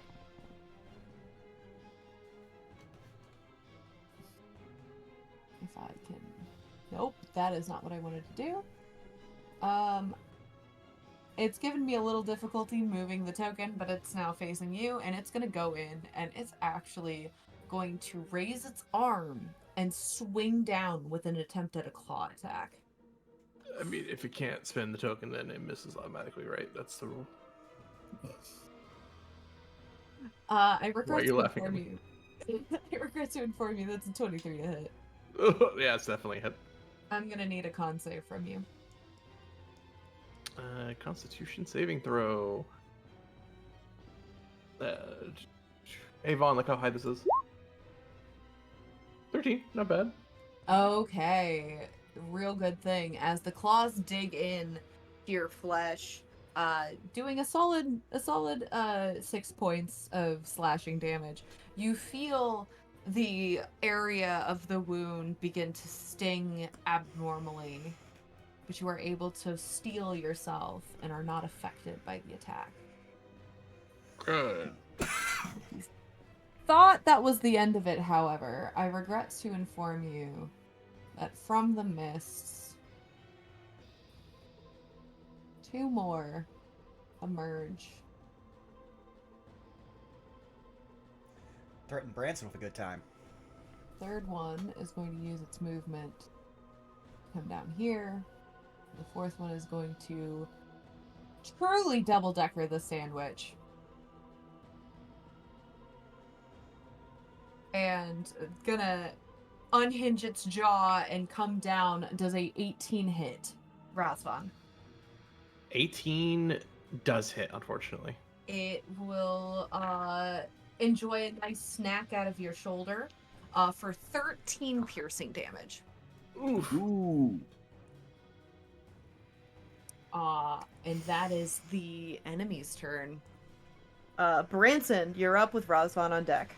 Okay, so Ophestiel and Lena. Well, Lena will probably sense and feel the heat from it, but Ophestiel will see Branson's axe starts to ripple with a bit of black lightning as I actually shrunk my sheet. Here it is. Damn it, a 12. Actually, wait, do I still have that Bardic Inspiration from earlier? Mm-hmm. Okay, then I'm going to use that. It's a d6, right? I believe so. Does a 14 hit? A 14 hits, yeah. So yeah, as he brings it into, brings it down into the one that broke out of the entangle, it just starts like electrifying and frying the wound as soon as it gets into this thing, as he is just now fully berserk mode screaming. Okay. Also, as a quick aside, do you need to adjust the map on the stream? Only just a little. Okay. Okay, 1 second here, yeah. You're good. Anything else you would like to do on your turn? Actually, yeah. Branson will, seeing the one that's coming in from the top and going after, Razvan. Do-do-do-do. With robotic precision, just off the belt, in the air, into the zombie. So that one takes 2. 2, as it lodges itself into the ghoul, you hear a as it is angry that you have managed to throw a nice solid hand axe into it. But that will end my turn. Okay, Razvan, you're up. All right. Razvan, seeing the enemy behind him as well, is still going to try and swing at the one between himself as well as Branson. Okay.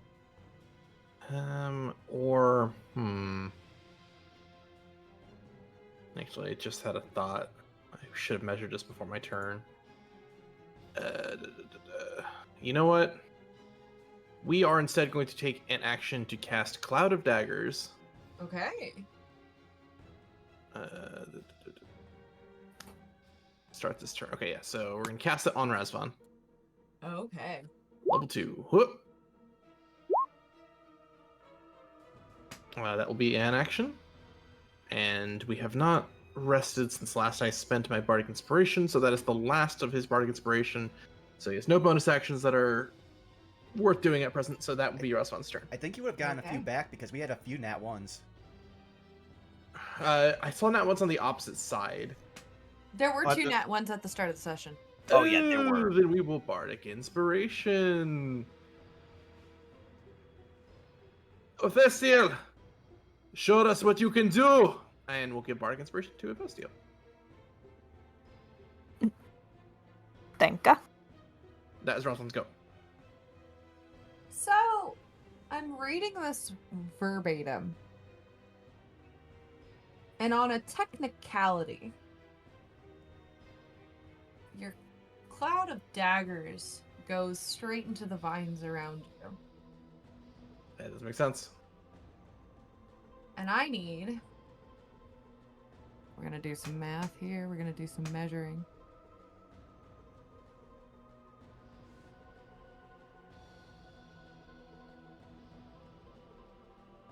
Yep. All right. This is going to be terrible. I'm so sorry. Not really.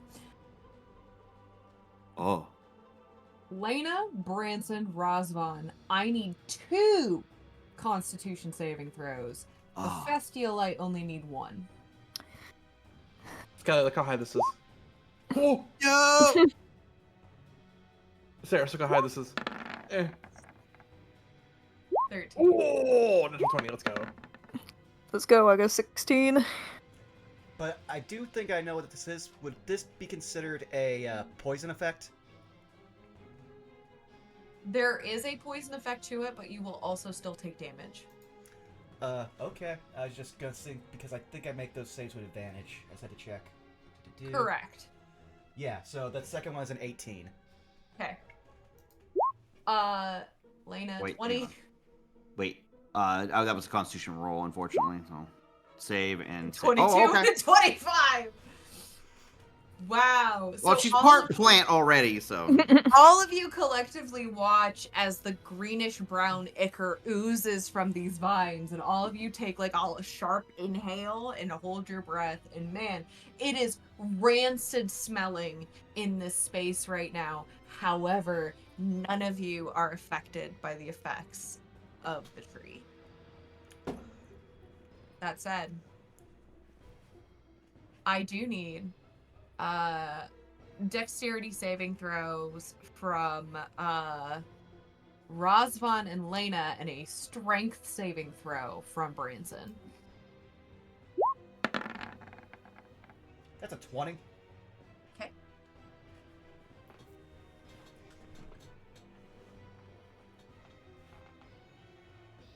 Razvan and Lena? You said strength save Dex- from us. Dexterity Dex. from Razvan and Lena. Look how high this is, Kaz. 18. Let's go. Oh, damn it! Hang on, hit the wrong thing again. I keep hitting that. All right, Dex save. There we go. So, Branson, you are still grappled. However, as you feel the vines attempt to lift you into the air, you steel yourself and you feel as if you are yourself a tree rooted into the ground, and it is unsuccessful in picking you up. Both Razvan and Lena, you watch, and I would say, Lena, you especially feel the shifting of the earth between your feet and the roots in the ground. And you sensing the movement, you both watch as the vines attempt to coil around you once again, and both of you step out of the way, or parry it. You watch as, in order, this school is able to dodge out of the way of the tree.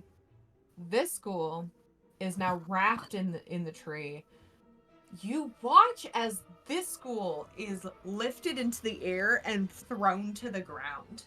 And quite literally, with a splat, its body pretty much explodes into a bunch of different pieces. Oh. And this Nice.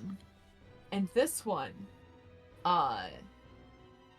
manages to parry the vines out of the way. I was about to say, don't you steal my kill. To the plant, not to you.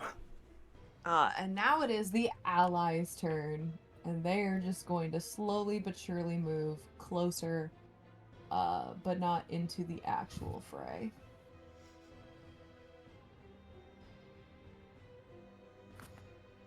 The dog starts snarling and growling and snapping, but it does not approach. Branson, when he's back to his senses, Branson already realized, I like this dog, it's smart. Ephestial, top of the turn order. How you doing, buddy? I'm okay. We're hanging in there. I'm gonna move still relatively far away from these vines after watching what they're doing. And he's going to eyeball the ghoul that's the one that's farther away from the party. And what time of day is it? It's hard to tell. Okay. Well, he's gonna look up to the sky.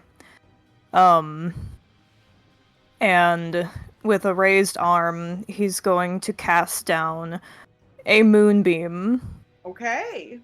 from his current position on that ghoul. Which one? Can you point? The one that's farthest away. Okay.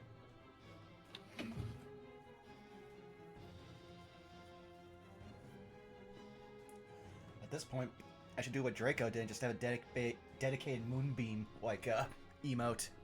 Yeah. Moonbeam. I mean, that's what got the kill in yesterday's boss fight, too. Okay. Yep. Con save. Got it. Understood. That's a natural one. Sucks to suck. Sometimes it'd be like that.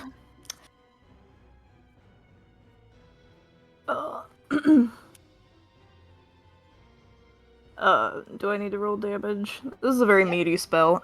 Yep. 2d10. Okay. Think I have. Oh, did you cast it at? Did you cast it at 3rd level? I think so. Then it's actually 3d10. 3d10, okay. But we don't have 3rd level slots. I was gonna say. Or I'm sorry. Yeah, I wasn't really sure what that thing meant. Okay. Nope. So we will fix that later. So 2d10. Okay, so 2d10. Okay. It'll be a 6. 6 radiant damage. I need to check something. Okay. Yep. It's very bright. It squints and it tries to like bat away at the just ever pouring light that is coming down upon it. Anything else you would like to do? Um, he, or does anybody in the party particularly look, run down? Rosvan's pretty beat up. Okay, can I ready a spell as a bonus action? I believe you can only if you've already cast a spell, I believe it's only cantrips. Okay. He'll look over at Rosvan. Hang in there! And that'll be my turn. Lena, you're up. All right.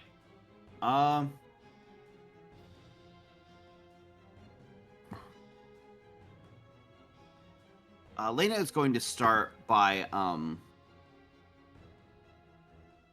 she is going to lash out with some of those almost like Hydra grown like extra arms at the one undead right here beside Branson.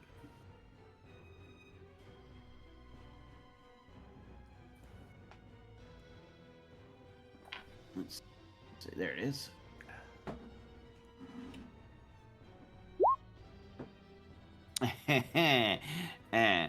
Well, at least I can make one as a bonus action. I'll probably put that bardic inspiration to use on this next one.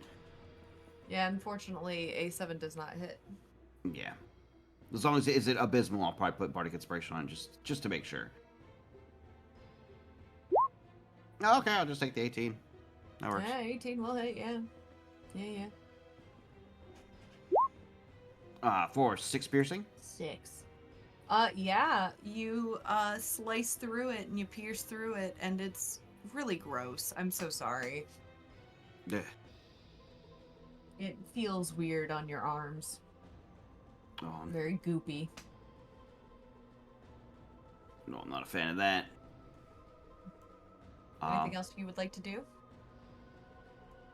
She will.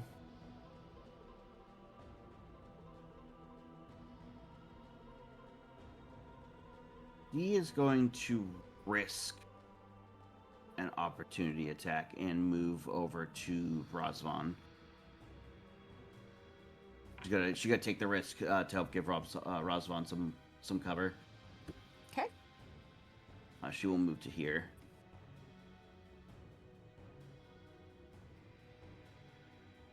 And that's turn? Yeah, that'll do it for me. Okie dokie. So, this school is going to enter the space and is going to raise both of its arms and attempt to attack Razvan. 17 to hit. 17 hits. Okay. I will need a Constitution saving throw from you. 16. 16 will succeed, but you still take a total of 9 slashing damage as its claws come down upon you.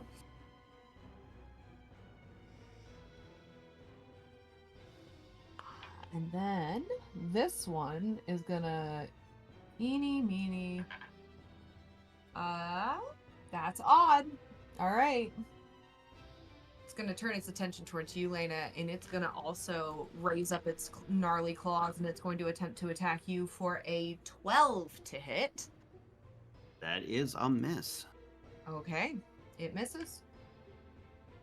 And then this third over here, Branson, it is going to come in for the claw attack as well, raising its arms, and that is a 17 to hit. Oh, by 1. I will need a con save.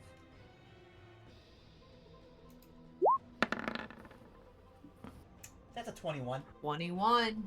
Again, just as I described for Razvan and for Lena, you also experience this too as you take, or I'm sorry, not Lena, but for Razvan, you end up taking 6 points of slashing damage. However, as its claws pierce your skin, you feel this abnormal tingling effect that just feels absolutely wrong. you steel yourself and you are able to power through whatever it is that it's infected you with. And how much damage did I take again? 6 slashing. Okie dokie. And that is their turn. Branson, it is your go, and Razvan, you're on deck. Okay, his axe is now fully wreathed in lightning as do. Branding Smite. And he's doing him a swing on this one that just slashed him. A 19 to hit. A 19 will hit. So that's 5 slashing, 5 force, and let's find out just how much radiant.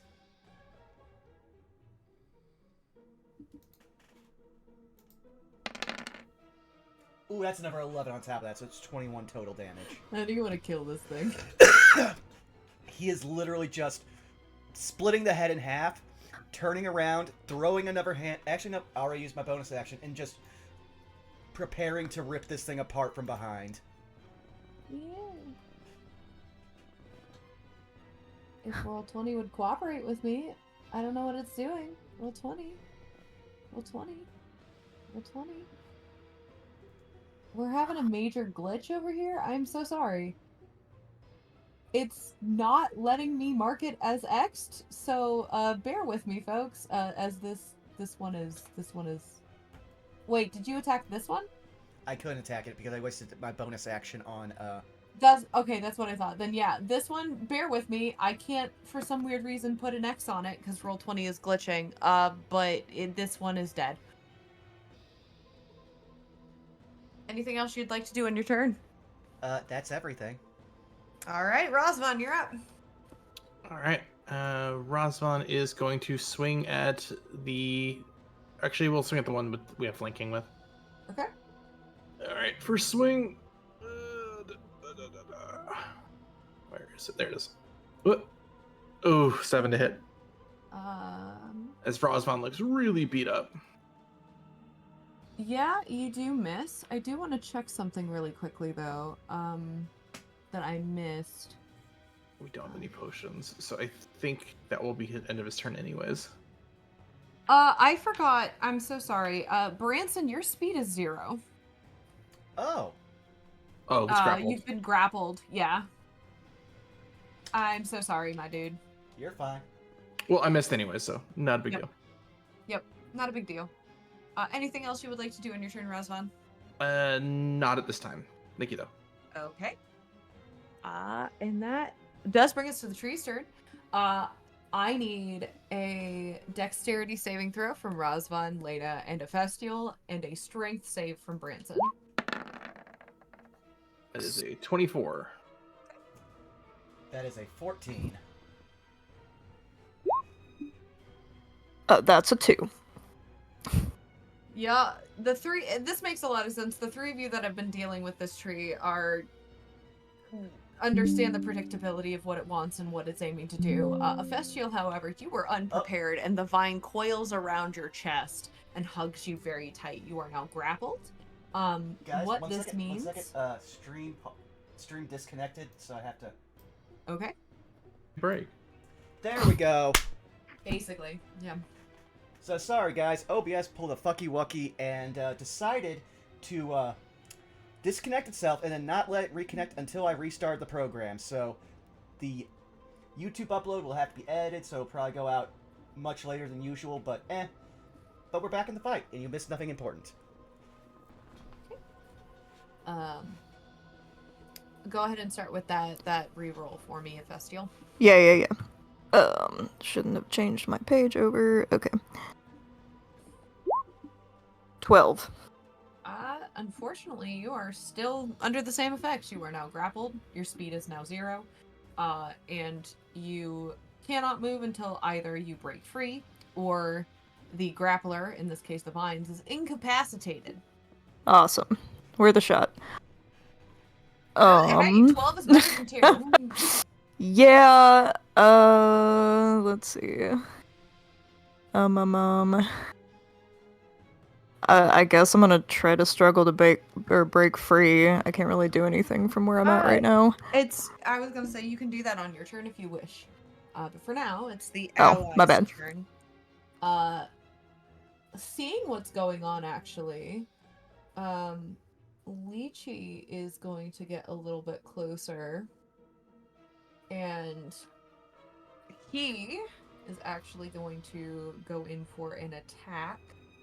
He's going to take one of his, you watch as he pulls out, one of his daggers and, takes aim actually at the tree. And misses for a moment. He goes, well, that was definitely worth a shot. We'll see if I can do something. They're too dexterous for me. That'll be his turn. The dog is gonna stay in place and is just gonna hang out there. Now it is your turn, Ephestial. Okay, I would like to try to get out of the vines. You can either re-roll your strength save as your action, or you can try attacking the vine. I'm probably gonna have a better chance attacking. I don't know.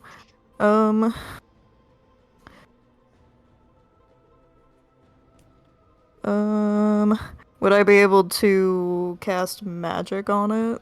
You can certainly try. Okay. Apologies for the probably very stupid questions. Nope, it's I'm Completely reasonable question. I'm gonna cast Shocking Grasp okay. at this vine here. Sorry, I'm like Yeah. flipping through tabs. This is You're taking okay. forever. Okay. Guess what? Fails the save. Word. So that's a 1d8. It'll be an 8 lightning damage. You watch as you, very fed up with this, grab it, and in its shock, you notice that the area of which you grasp severs into two, and there's the bit of vine that like wiggles away from you. Flavor text, right? And you now have about 4 feet of vine in your hand now. Cool. I do need, unfortunately, a Constitution saving throw. Okay. In this moment. 10. Oof, I'm so sorry.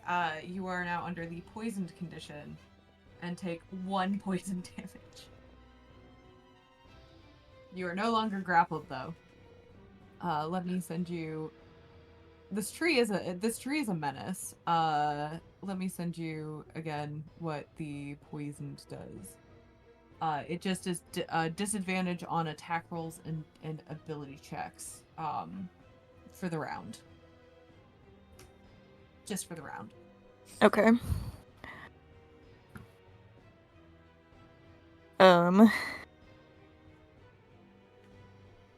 Well, I guess seeing how this thing behaves, I'm actually gonna take a few steps back. Okay. And since I don't have any actions left, I'm gonna wait. Okay. So it'll be turn. Lena, we're starting off your turn with a Constitution saving throw. Oh boy. All right. Constitution save. 11? Unfortunately, that does not save, as you are now under the poison condition and take, again, 1 point of poison damage. Ugh. All right. Let's see. In that case,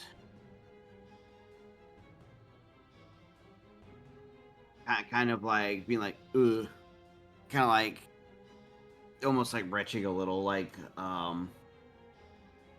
she will bulk up one of her arms and she will just move to just slug the ever-loving hell out of the thing in front of her. Sure. And this will be a disadvantage because reason. Yeah. Yeah. It's gonna take an attack of opportunity, but it's gonna miss. Okay. Um, being rather worried about the situation, she is going to action search, Okay. and she's going to try to splintering claws. Okay. 8. The bardic inspiration is a D6 right now, right? Mm-hmm.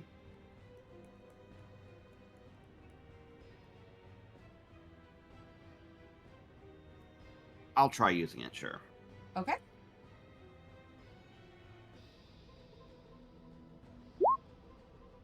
Does 12 hit? Meets it, beats it. Oh, hell yeah. Let's go. Let's go. That'll be 5 piercing damage. Okay. It's looking a little peaked, looking a little bad. All right. She will take her bonus action to swing again with the same claws. Okay. Oh, 20s on both sides. 30, So, 20, yeah, that'll hit. let's go. For 6 damage. How do you want to kill this thing? 2 of those claws just multiple of those clawed hands just kind of reach out. When one of them finds purchase, she quickly latches out a couple more of them and just tries to almost because it's obviously undead, so it probably just tries to pull it apart.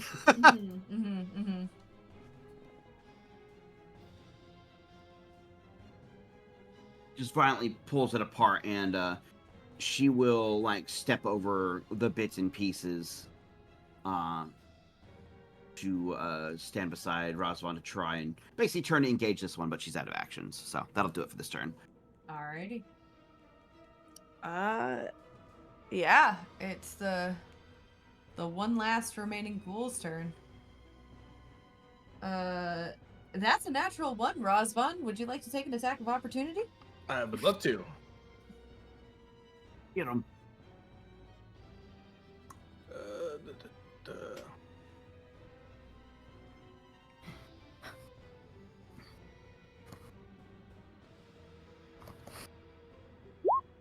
13? Meets. Yeah. It's above the 12. 4. Amazing.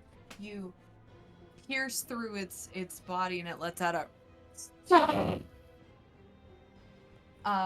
and it's oozing a really gross pussy material and you don't like it. It's very gross. That is very gross. But that is its turn. Branson, you are up. So now, lead with me for a rule of cool. I am currently grappled by this, for lack of a better term, Whomping Willow. Yep. So, any melee spell attacks would basically be a moot point because it's already grabbing me, and I have made contact with it.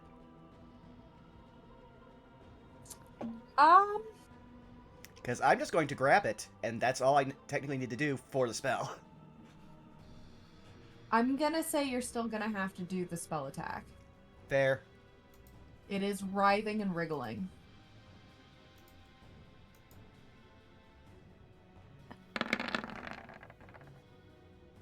Yeah, it's a 17. You still hit anyway. Yeah. Ophesio, you'll watch, similar to what you did, Branson just grabs it, but unlike your shocking grasp, which is kind of like a taser, he's going to give you the equivalent of a lightning bolt, as it's just now running through this thing, and from down his arm into this thing. I actually want to look really quick. Yeah, okay. As you send a shocking bolt through the vine, you watch as it courses all the way to the trunk of this tree, and you actually all collectively watch as it begins to wither in real time. You are no longer grappled. Ooh.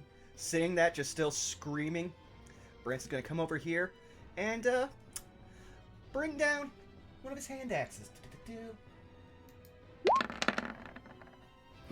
For 22 to do 4 slashing. How would you like to kill this thing? He literally just buries this thing into the back of its head, watches it go limp, and I assume then the lantern stops a glowing? It does not. Oh, then he's still feral. That's gonna be a problem. As while we are out of initiative, give me just a second. As Razvan, you see this. I'm so sorry, Lena.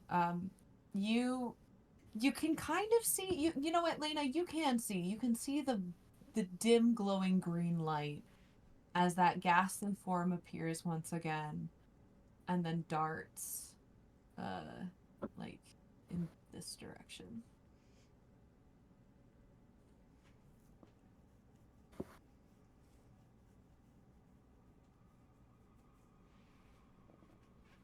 She would say, Lena would point out, as kind of like as she retracts her arms, kind of like, oh, it says, there. What was that? She like pointed out.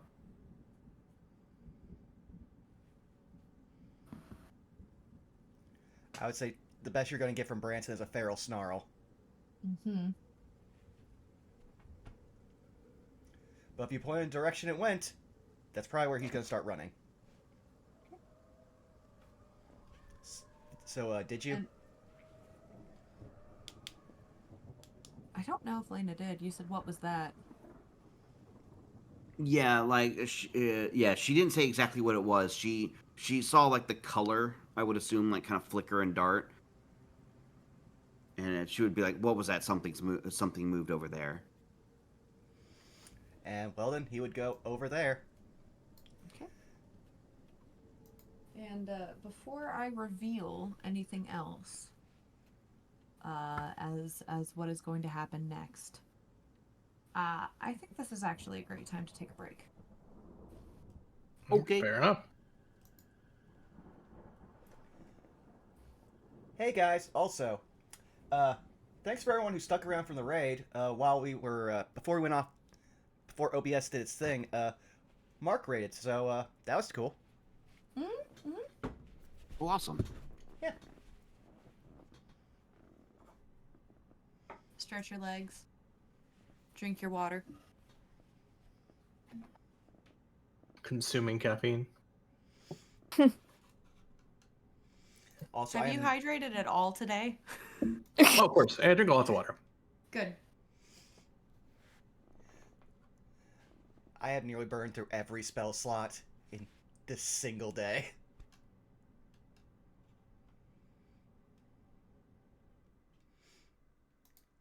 I can't wait till we hit Scalded level so my cantrips can start doing real damage.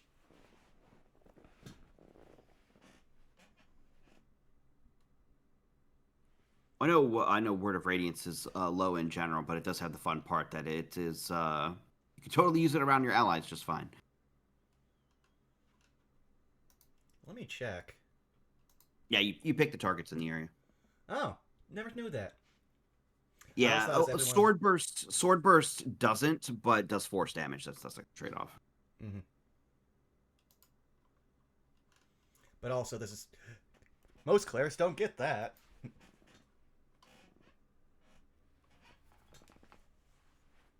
Yeah, But yeah. that's what makes Word of Radiance really good. Is you can use it point blank with allies around you, and it's just fine. You won't hit them. And yeah, going back and listening to old episodes, I realized I am now up to 9 hand axes. It's a good thing 4 of them are like the specially like thin weighted kind for throwing, and then I've just got a bunch of like nicely made ones that we are looting off bodies.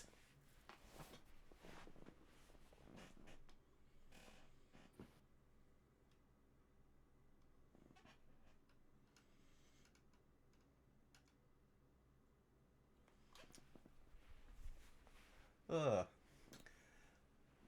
Trying to think of something to say, but ugh. Was too combat focused. But yeah, now both of you have gotten to see what happens when the light goes blue. Branson has alluded to it. I don't actually think directly to either of you. Well, one to Lena, because he doesn't think you can discern the difference between the light, so he figured you'll figure out why he's screaming when he's screaming. and Ophestiel just never came up. But yeah, this character took inspiration from Pumpkin Scissors, and I'm sticking to it because I'm a weeb.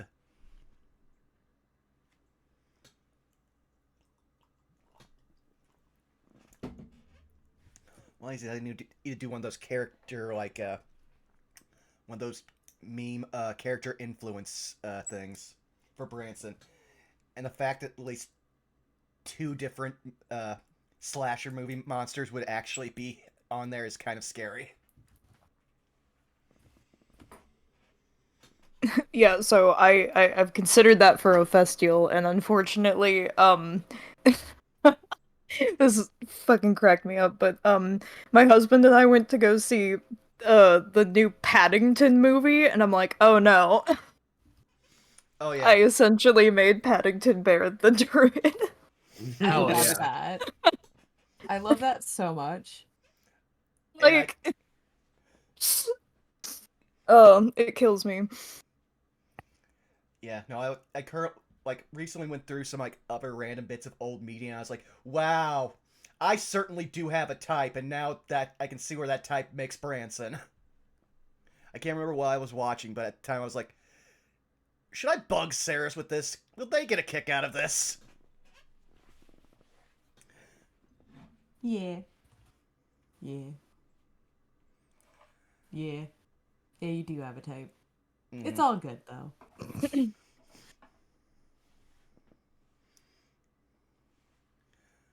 I just feel like the character after the one that's already like slotted for something down the line. The next one's just going to go show up, do like the Call of Duty no Russians, just to give me to stop doing this accent.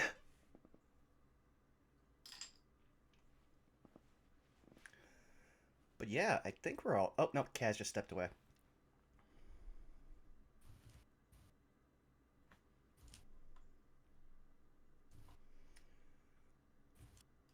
I also need to remember before I leave for detour that I've got to buy duct tape and then fix all the holes in my siding because I just found out from my dad. Yeah, with how much rain we get, that'll really fuck up your house. Yeah.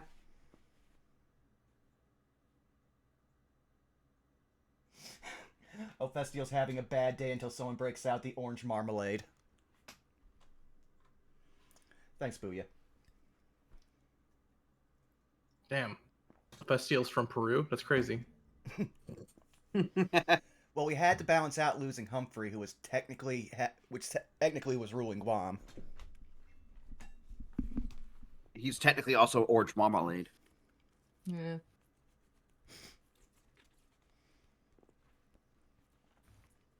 When I catch up to this, Spectre, the hands are going to be thrown. You mean the hand axes? Those two. True.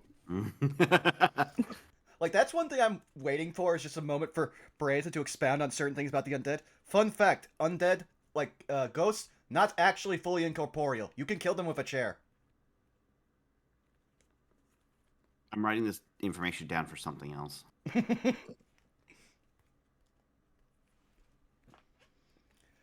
I won't believe Branson discovered this mid-fight with a ghost, just lost his axe for a second, reached over, grabbed the first heavy thing he could find, it was a chair, smashed the ghost over the head, and it died.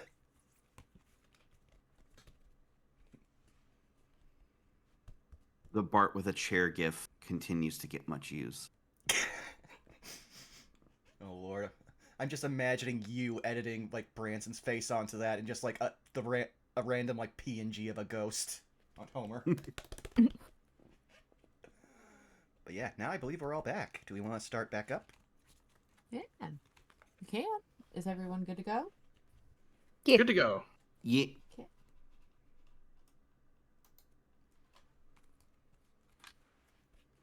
Are we still in initiative with that one ghoul, or is that also dead? Like I said, Roll20 was glitching, so that one's been dead for a minute. Okay. It just, I could not put the X over it. Roll20 said that I wasn't allowed to have rights. Rosvan is going to very slowly limp back towards the carriage as he is really beat up. Yeah, Ophelia will follow him, and what I was going to do earlier before, Vines said no, I'm gonna cast a Cure Wounds on you. And let me grab... Oh, there has to be a better way to do this. There is. You see that middle thing in the center of your sheet where it's got like the light gray, like it'll say a spell's name. Where? Uh, Main part of your sheet on core. It's under where the hit points would be marked. There should be a uh, there should be a column that for every spell that's on your sheet, it should have a little button for you to click, and that pre-rolls like damage dice and saves. I do have those. I just only have like 3 spells in there, and not all of them are accounted for, but it's a 1d8. I'm just gonna use my lightning. So it's the same. So I will heal you for 5. Actually, do Bardic Inspiration still last post Yeah, battle? it lasts for a Okay. good long while until you use Okay. And what is that? A d6? it. Sorry? I was gonna say, Bardic Inspiration is added to like to hit, not to like adding damage. Not to a heal. Not to a heal. That's a very specific thing, unfortunately, Yeah. so it wouldn't pick But those. I will ask, what is your spellcasting ability modifier?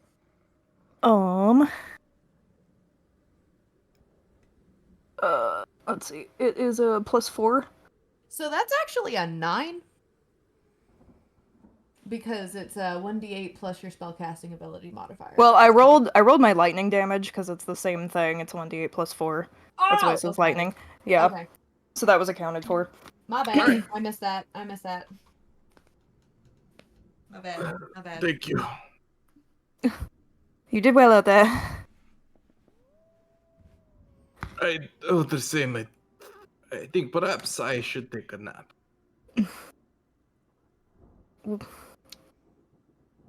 That's probably wise. To the Righty, triage man. part of the caravan that we have now assigned.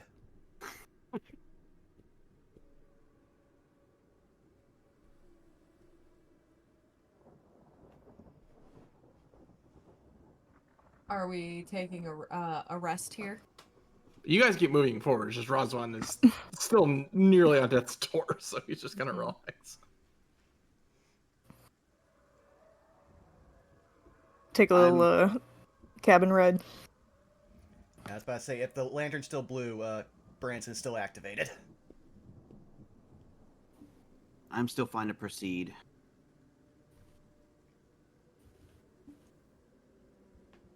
If Rosvan will be here with the caravan, as long as he's safe.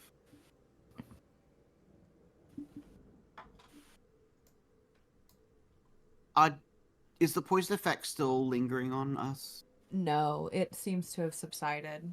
Okay. Mechanically, it lasted for a round. Okay, gotcha.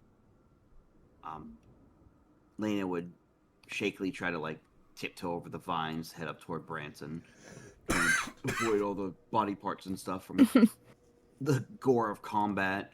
One of them looks at you funny. You do a double take. It hasn't moved. How was I able to see that? I don't know.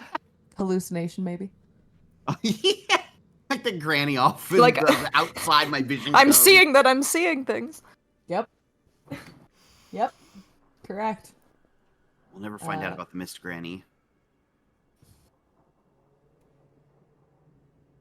But Branson, as you approach the clearing, you see the ghost with its lantern looks at you once again and darts. Just pure screaming, axe over, like axe out, just chasing this thing. Yep. Gonna just reveal.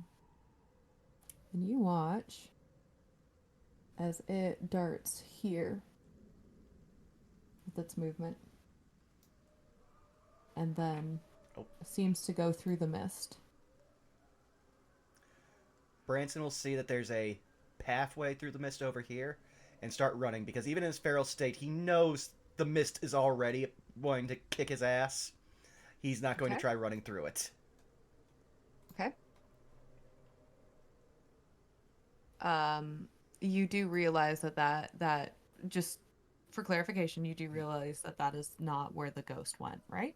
Yeah, but Okay. Branson's Nope. looking for a Just safety way to try to hopefully find it. The lantern's still blue, meaning it's within 300 feet.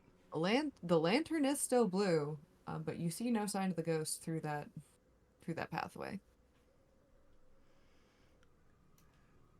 Do.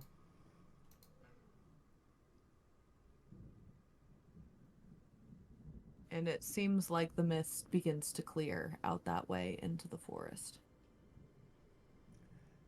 And Branson will chase, and then once the once he gets out of a distance for where he could probably still the lantern can sense the ghost, like that's when he'll realize that he's just kind of chased off like a rabid dogs and try to come back for the party. But Mhm. at that point, at least he's led Lena to who can lead the rest of the group through to the safety. Mhm.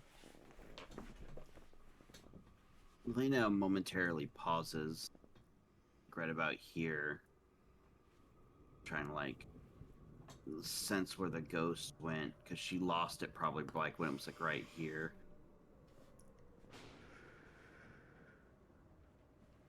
Roll me. It'll be with disadvantage, but roll me a perception check. Okay.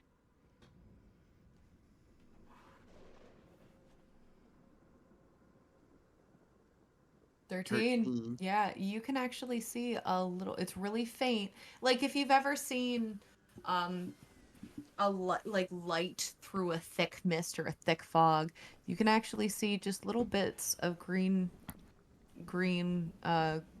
light peeking through the mists right in here.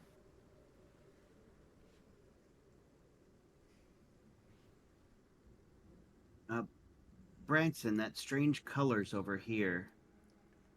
Please don't point the feral monster towards the thing that will most likely kill him if he runs into it with his insane fixation. um, Lena will do her best to try and observe, kind of through the mist, what that color is doing. Is it just hovering one spot, or? It seems to be moving a little bit, but largely it's in the same area. You also, for the record, feel the mist starting to kind of wrap around your feet and your arms. Almost like, not like fully, not the way that they were doing to a festival earlier, but just kind of almost like reaching towards you and not quite grasping onto you. Hmm. It is certainly concerning. She'll take a step back from the mists, and we'll call to Branson and be like, "Give me just a moment. I'll rally the others." Just in the distance, you hear. um, she will quickly make her way back toward the party, um, and say, "I think we found a way out."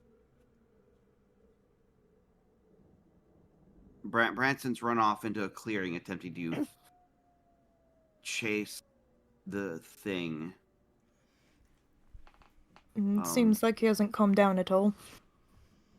Not yet, no, but we did find a way into a clear patch of the forest that lacks mist, or at least this much. All right, yeah, we should follow him. Roswell's resting in the cot. I'll be happy to help ready the cart. And Lena would offer a hand to Lychee, obviously, if he needs it. So you're looking at Lychee, and Lychee's trying to get his dagger out from the vines. Oh, Sorry. Is everything okay? She would go up beside him.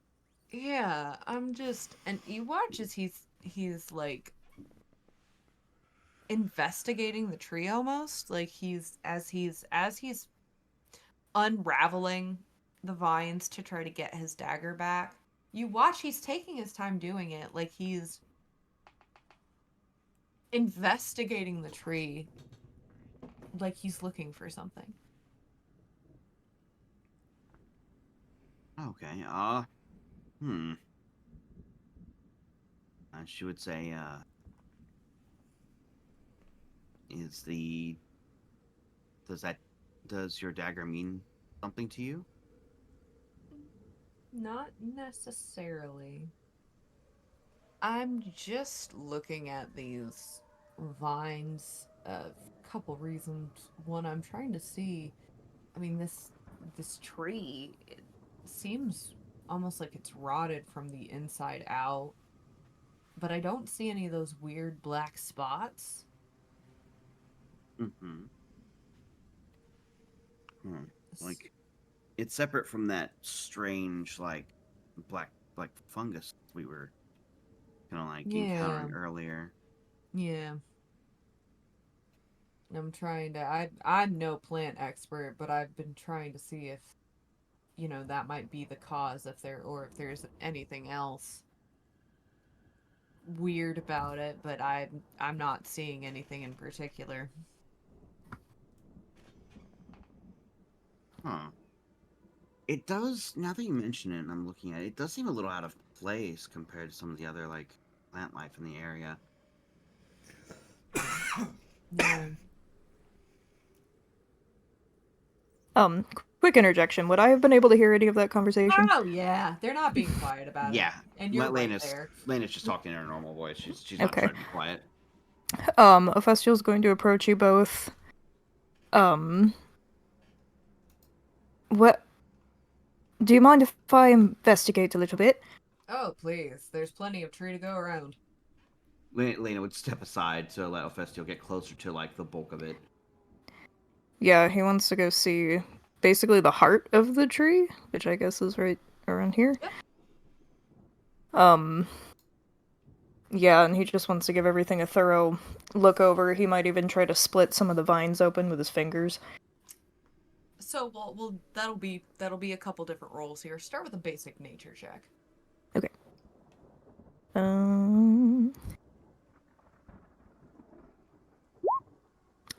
It'll be an 8.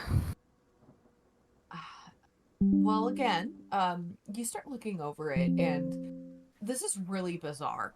And it's withered because of the spell that Branson had cast earlier, but largely, there are no exterior signs of rotting or decay in this tree in its whole. And as you start to like move the vines around and examine the trunk and the branches, you start to really notice, no signs of that weird black fungus from before, no spots, no haze, none of that. And as you split it apart with your fingers, I do have to ask for a constitution saving throw. Lena, you're gonna have to do one as well. Okay. That's a 12. 12. Ugh.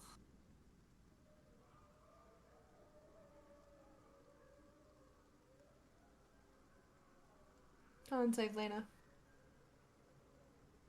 There we go. Oh, 23. 23. You have steeled yourself, but Ephestial, you and Lychee are both gagging and retching, and it smells disgusting. And right now for the next minute, you are under the poison status. So is Lychee. He looks pale in the face. But as you open it up, this gross, like, green brown ichor just starts to ooze out. It's almost like the insides of the plant have like rotted and melted, quite literally from the inside out.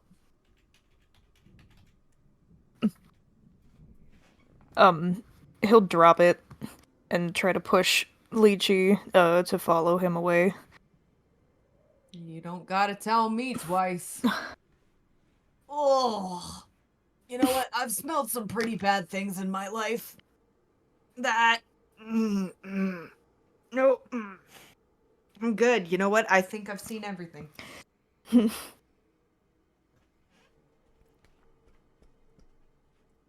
But just for clarification, that was very different from the fungus. Oh yeah. Oh yeah, very different from the fungus. Ophestiel has his neck scarf pulled up over his face. Well, I don't think I've ever seen anything like that myself. Whatever it is, it's ungodly. Yeah. I not a fan. Not a fan. Not a fan.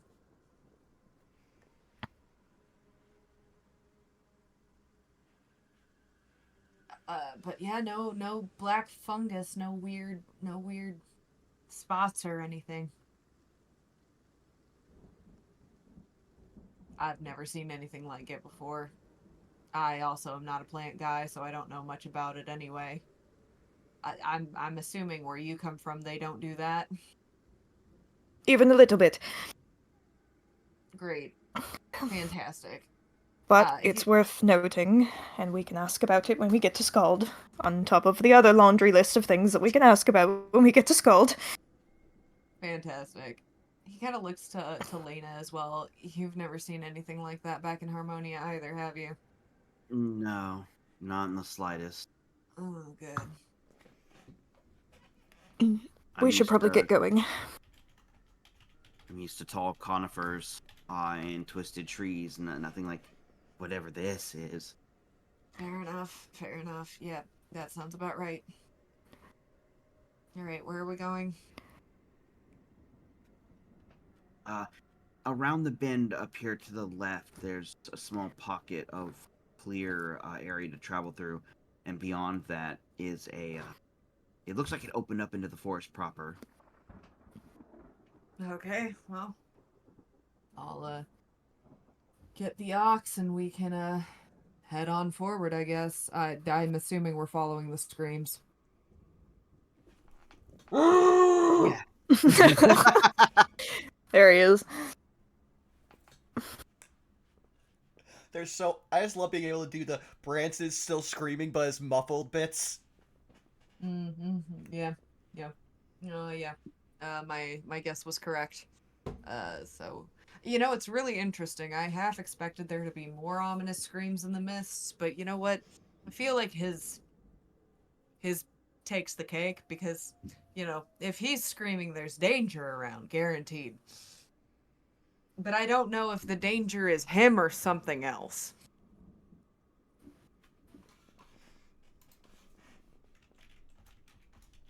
No? Lena just like shrugs, like, "Ooh, could be on something." Right now it might be a little hard to say, but he should be pretty tired. It's been a whole day of this. That is a man with a rage that hath no end. Well, And we he shouldn't just leave him starts- alone. And he just starts walking. I want to say that that strange light that was glowing heading up this way, that we were following. It didn't do anything hostile to us. There's a chance it might have actually been trying to lead us out, but we lingered too long.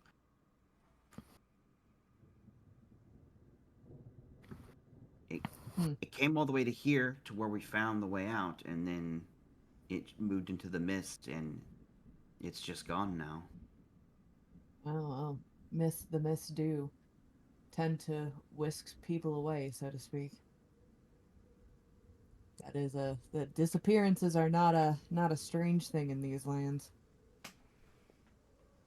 That much is true. I've heard of quite a few tales back at home of people up and disappearing without a trace. Festival, you coming? Yeah, before we get too far away, he's gonna pull out another ration and, gesture towards the dog. Yes, and the dog is going to follow. Although the dog has a bone in his mouth. He's very content. He sure does. I'm not leaving him. I refuse to leave this dog. You're fair. Yes. You're fair and valid.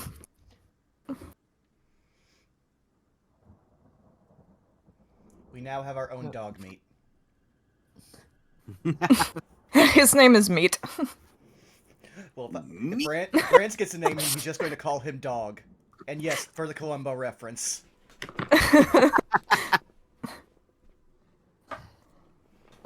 Ephestial, with you tailing in the back, go ahead and roll me a perception check. Okay.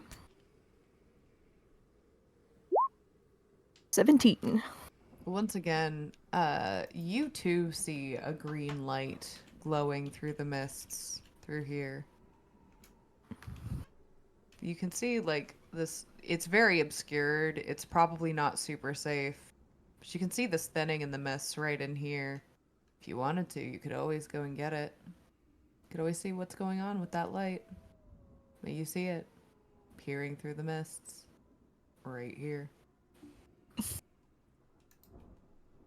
You know what? I think I'm good. We're just gonna pretend we didn't see that. Okay.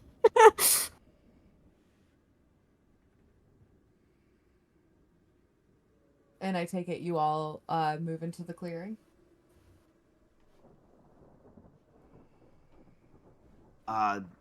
Lena would, unless her attention's gotten for anything else. She would try to reconvene with Branson, who's must be running around in like outside running around in like a clearing outside, like testing the bounds of where the lantern is and is Sure. not lit. Well, and the further away from the mists he goes, eventually, and it's a pretty stark change. The light goes white.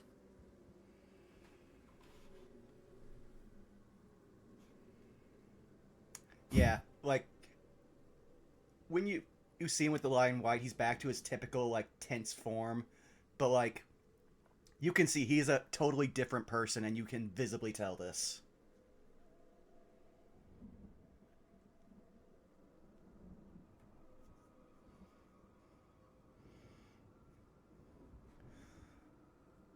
All right, well, it looks like we're out of danger. How hurt is Razvan? He's pretty bad. Just a second here. Do. He's just go. Razvan's just going to hear a. Where is it? He's literally just going to hear Branson yell, "Razvan, it's time to get back to work." And on work. You get 9 more healing.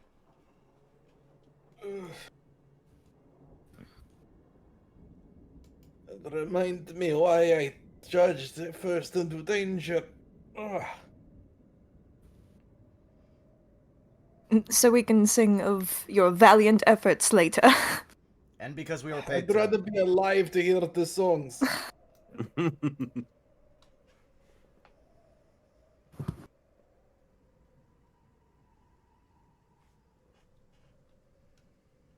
Roswell will sit up, but still being sitting in the caravan for now. Mm-hmm.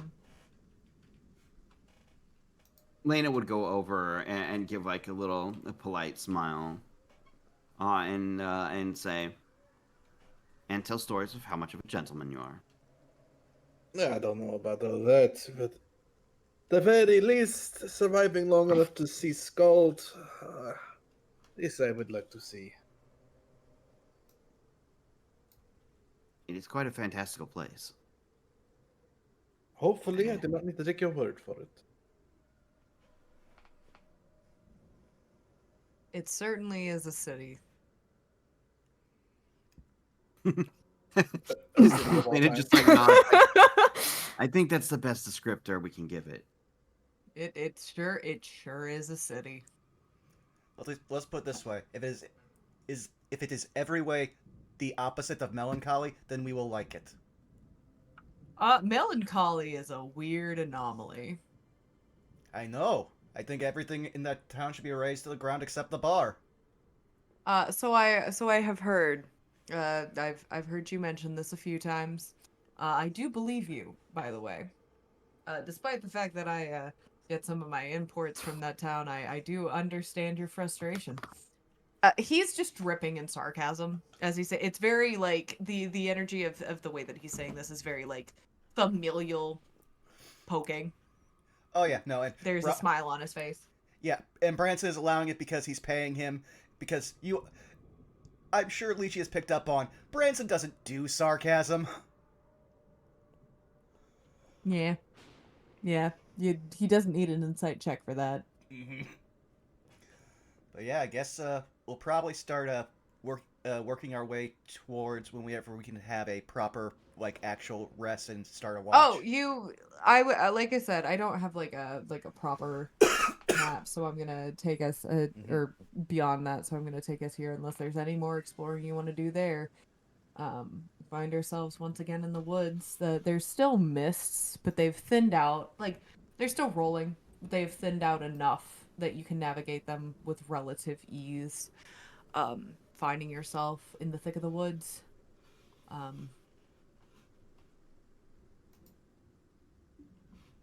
If you would like to take a short rest here, you can. If you want to take a long rest here, you can. It's a bit difficult to see what time of day it is, but you've been traveling for a while now. And it is starting to get later towards the evening anyway.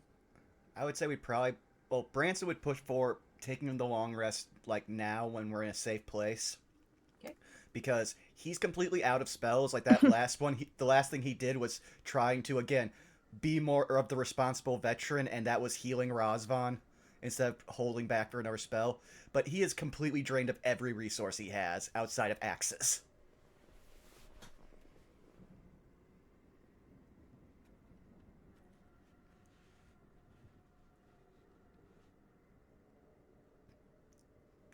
So I guess that's what we're doing, since no one's saying anything else. I've got no problem with that. Yep, Yeah, no no problem with that objections either. here.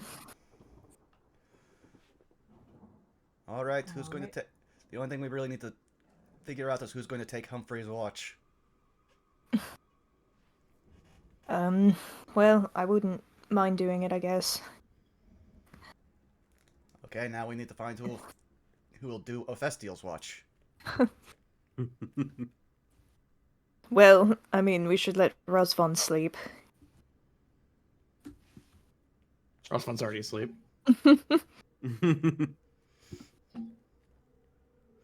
Yeah, the second I will imagine he was getting out of the like caravan begrudgingly. Then we said we're going to rest, and he just fell back in. He reverse Undertakered. Yeah.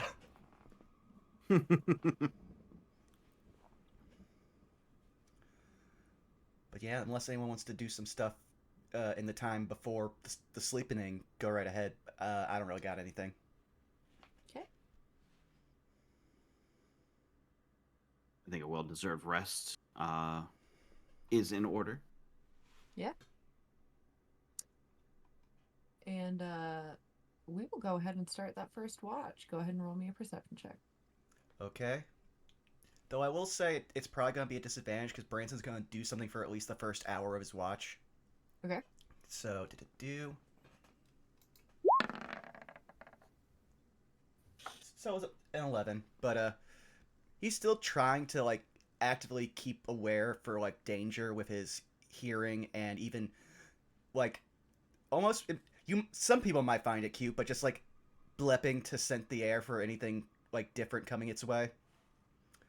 But for the first hour of his watch, he reaches back under his breastplate and pulls out Humphrey's like a little cape pin, and he just kind of studies it and thinks about his time with Humphrey and everything, and how he will definitely wince in remembering one of the second to last things he said to him was actually kind of shitty, because he was reminding him about like his situation with his body. And I'm gonna flip a coin here real quick. Okay. Okay. All right. That actually worked out in his favor. He will remember at least the literal last thing he said to him was at least something nice, and showing like he he like respected their bond.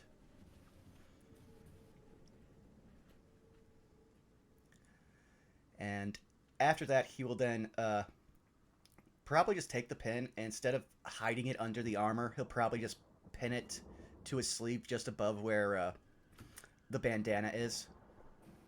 Okay. And then he'll just properly watch. And you do so. And I will also realize that above game, I was totally checking to see if I attuned to that. Attuned to what? The pin. Um, He didn't. He does not know how attunement works. I was like, okay, this might be something. Citric might have left us No. something. no. All right. There is no attunement. It's just a pretty pin that has sentimental value that is now on your person.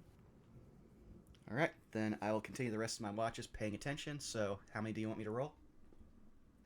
In the first bit, you notice that the mists are continuing to linger. You also hear the sound of rolling thunder in the off distance. Not really sure exactly how far away it is, but there's a potential within the next day or so that it could hit you, if not within the next couple hours. Go ahead and roll me another perception check. That's a natural 20. Natural 20. For a moment, you see the flickering of that green light in the mist. Your lantern flickers blue for a moment, but as the green light fades, so does the blue light. Beyond that, you don't see anything else in the woods specifically. The mists continue to roll, they continue to build. They do not dissipate. You hear the howling in the distance of wolves as well, but nothing nearby.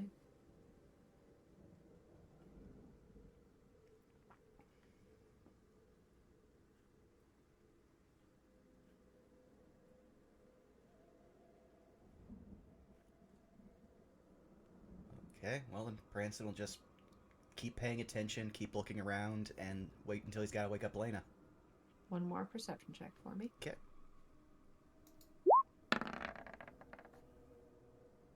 Ooh, a 10. Same as before. Nothing really seems to change that you take notice of. Perhaps it's because you're slightly distracted.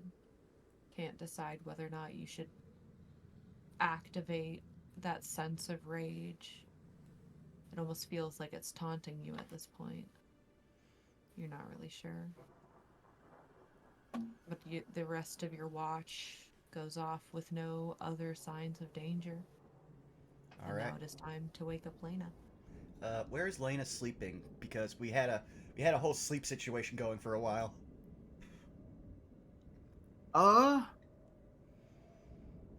Tonight she's actually probably going to be outside. Probably, I wouldn't be surprised if she might be resting against like one of the wheels of the caravan or something, just kind of like leaning back against it.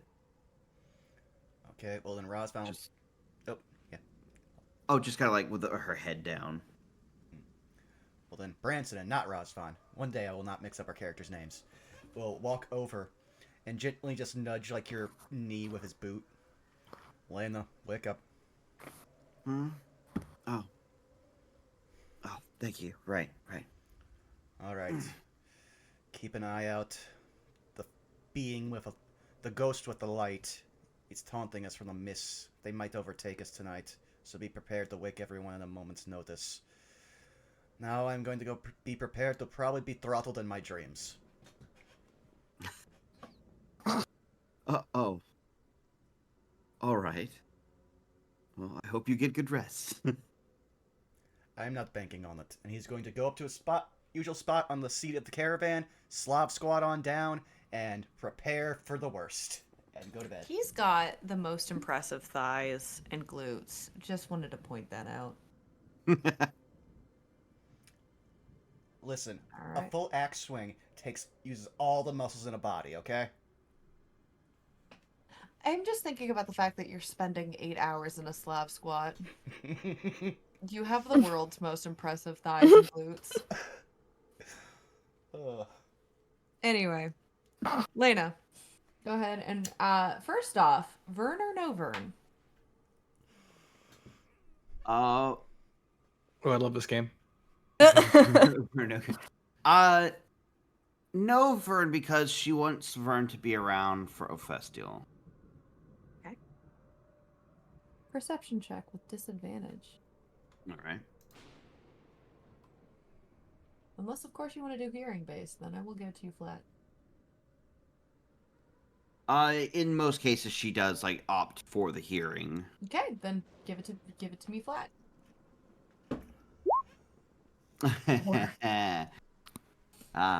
Fantastic. Man, it's quiet. You do hear the dissonant whispers start to fade as you are farther away from the mist. The mists, like I said, do not seem to dissipate. You feel them passing over you in the caravan. They're not as thick as they were before, but the whispers do seem to fade. They're a little less ominous. The woods a little more quiet. You do hear the sounds of sniffing. Wet sniffing. she kind of has like a little smile on her face and has an idea what it might be, and kind of like croons like her head to like look in that direction. It's hard to see for a number of different reasons. But you hear the sound of, you know, the very wet, gross, sloppy smacking sound of a dog chewing on like a biscuit or like a toy. Yeah, Yeah. that's what I figured it was. I figured it was the doggy. Lena kind of like smiles a little bit, kind of happy, like the dog is like sticking around a little bit. That's the sound of the dog over there. Yeah. Yeah. Kind of makes her smile a little bit, but otherwise she doesn't like make any kind of sound or anything to bother it or might disturb other people sleeping. You say that like it doesn't come up to your leg and start sniffing you. Oh, of course she would reach out and like offer a hand. This is the explanation for the 4. Go ahead, The dog distraction, fantastic. Yes. Go ahead and roll me a animal handling check. I gotta do that one. 11. Yeah. It seems a lot more calm right now. It sniffs your hand and licks the top of it. If able, she would give it some pets. Do you go for the head? I've always been the kind of person to actually go for the under the chin first. Go ahead and roll me another animal handling, this time with advantage. Oh yes.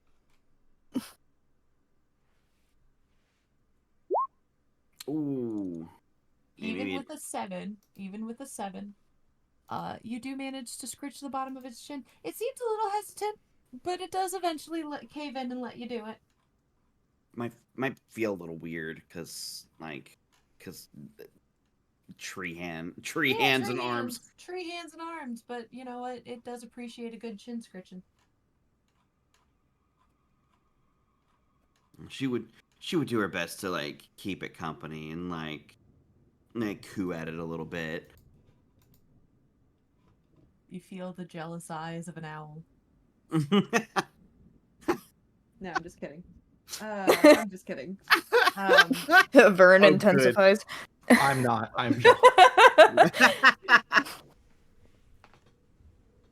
Vern is just hold on. Burns and owl. There's no thoughts in there. Yeah. No. Vern There's is only just there's only rage. That's why Yeah. it gets along with Branson. yeah. Vern is staring.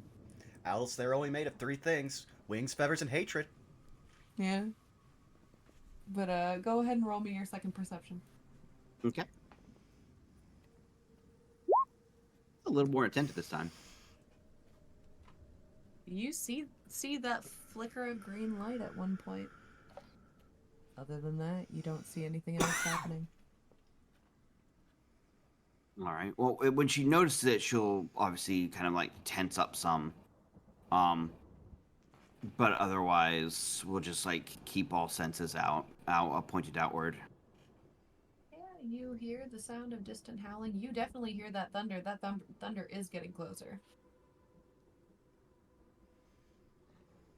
And last perception check. All right.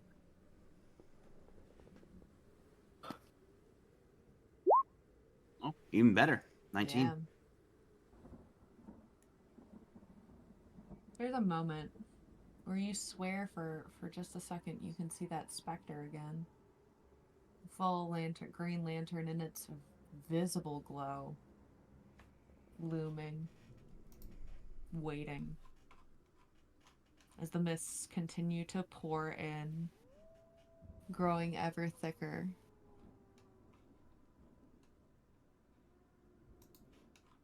Then it becomes time for Ephestiel to wake up. Right. Lena would get up and like. Is Ophes just like sleeping under the under the caravan again? Yeah, he's under the cart. What do you think? What do you think the dog was sniffing earlier? Fantastic. The dog probably was like, "That's where I was gonna sleep." Room for both. There's two. There's also two. There's also two carts. Yeah, but it had a preference. You're right. You're right. She would get down and like. She remembers how last time the shaking awake with like extending the arm under there went. So this time she's gonna try and maneuver on the side where Festival's closer to the outside and like kneel down and actually reach down without causing the freaky hand thing. To try and wake Festival.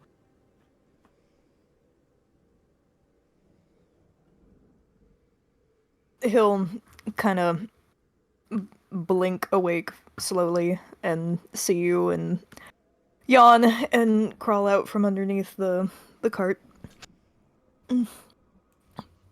Hey, currently, so far, nothing major has happened.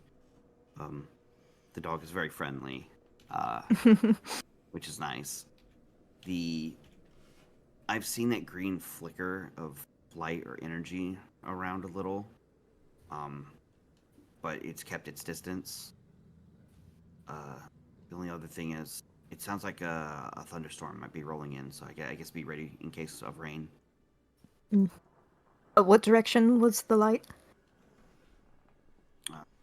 She would point wherever she would have noticed it. Basically out in the area, like around the caravan. I would assume it showed up somewhere in a specific area. At the edge of the mists. Okay.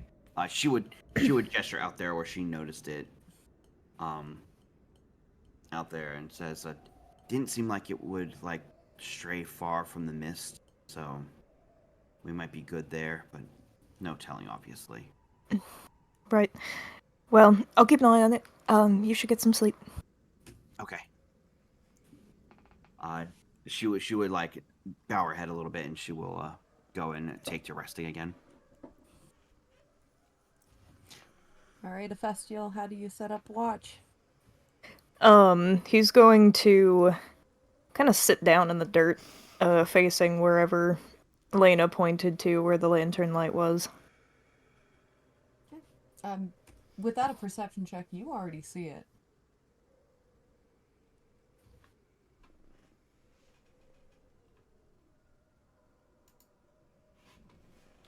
You see the green light.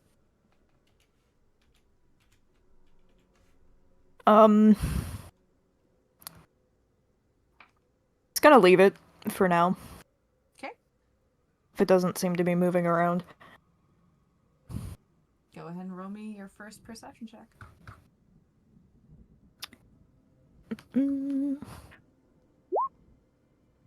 That's a 20. You see everything. No, I'm just kidding. It's like, oh god. To that point though, the mists seem to be very active.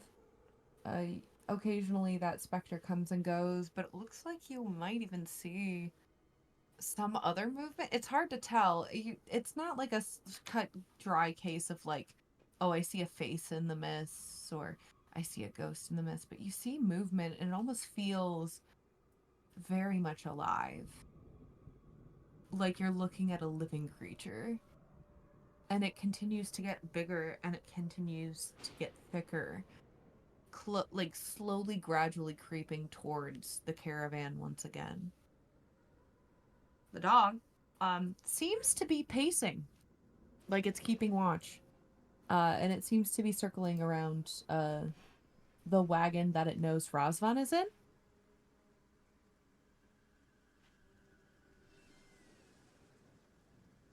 But other than that, the first bit of your watch goes just as smooth as the rest.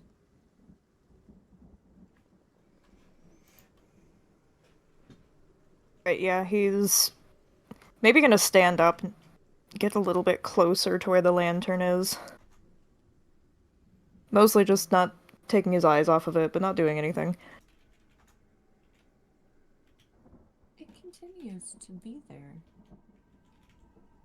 Like I said, it's like it's waiting. A green light. Then into the second part of your watch, and I'm not even gonna have you roll perception on this because you're actively looking at it. It eventually is overtaken by the mists completely and completely vanishes.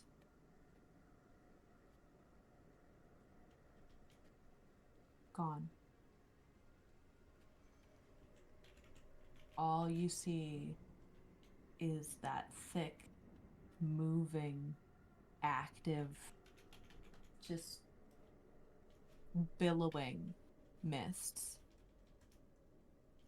as it creeps into the trees and through any active space, ever growing so thick. Go ahead and roll me that last perception check. That's a 6. Yeah. You feeling a little entranced by the mists, not gonna lie. Go ahead and roll me a wisdom saving throw. Okay. 13. You start to see things. People you've never met before. But you swear they're not real. They can't be real. There's no way. I mean, sure, the mists can do a lot of different things. And sure, you just saw a ghost that somehow led you to the exit, but that's gone, and you haven't seen anything else. Surely they're not actual people in the mists, right? There wasn't anything left behind, right?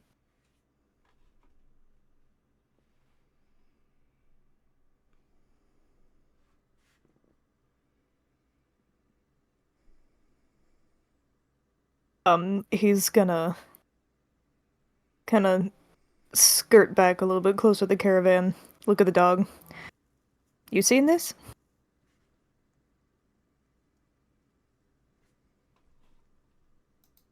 I don't think my mic picked up any of that. That's okay. No. I just snorted straight into the microphone. So yeah, the dog snorts.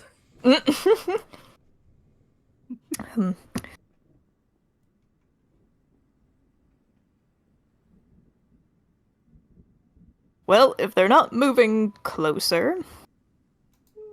Debatable, because the mists are encroaching on the caravan. Okay. I have a silly idea. I love silly ideas. Okay. He is actually going to throw a casting of Dancing Light into the mist Okay. and Go see ahead. if that... Yeah, roll me a D100. Okay. That's a 49. 49. So you toss the dancing lights into the mist, and for a what color are your dancing lights, by the way?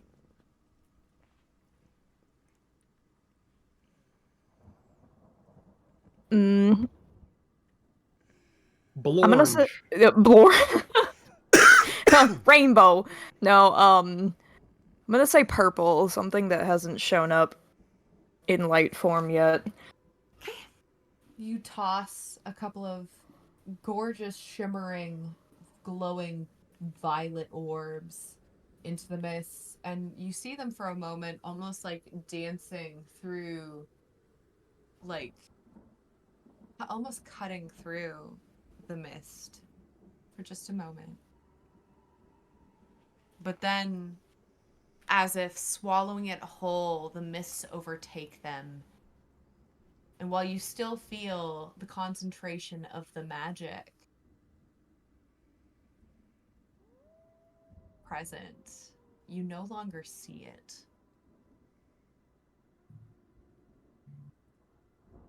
And Hmm. as it becomes time for you to wake up the rest of the party, that is where we're going to end the session.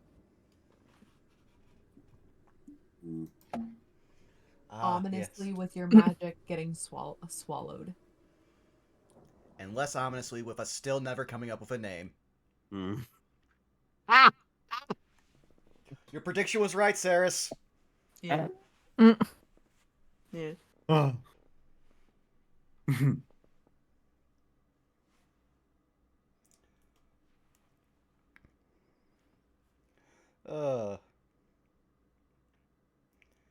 So we did get to find out that you can, in fact, pet the dog in Carticus.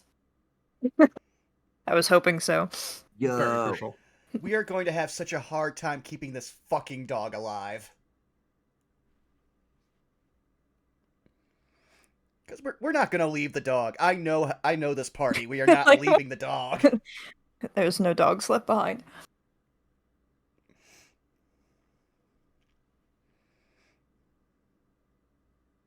Oh man, I Homeward just, Bound was, I just realized Homeward now. Bound was a wonderful and traumatizing movie. Yeah. I know it was one of my VHSs growing up. Wasn't the second one where they got lost in San Francisco? Though, I also realized something else that's going to be great. We now have to find an inn that will let us keep a dog. Like Tabuya, how dare you? He put in the chat, "Oh no, your balls got swallowed. I'm sorry." You know, sometimes it'd be like that. Bound to lose them one way or another. Man. Now we know why Ofestio like vibes with the dog. Oh god. I'm just sitting Oh here dear, looking at my this trauma hands. just got way deeper. My head is deep in my hands. No, not like this. I didn't want you to find out this way. Lays on the floor. But yeah, let's start going around the horn. Who wants to go first? I'll do it. What's up, y'all? You can find me all over the internet at TixDixel.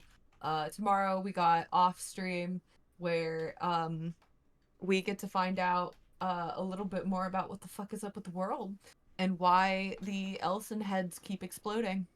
Yeah.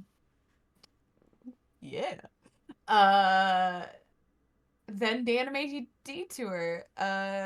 Keep an ear and an eye out for schedules after that. Jazz hands.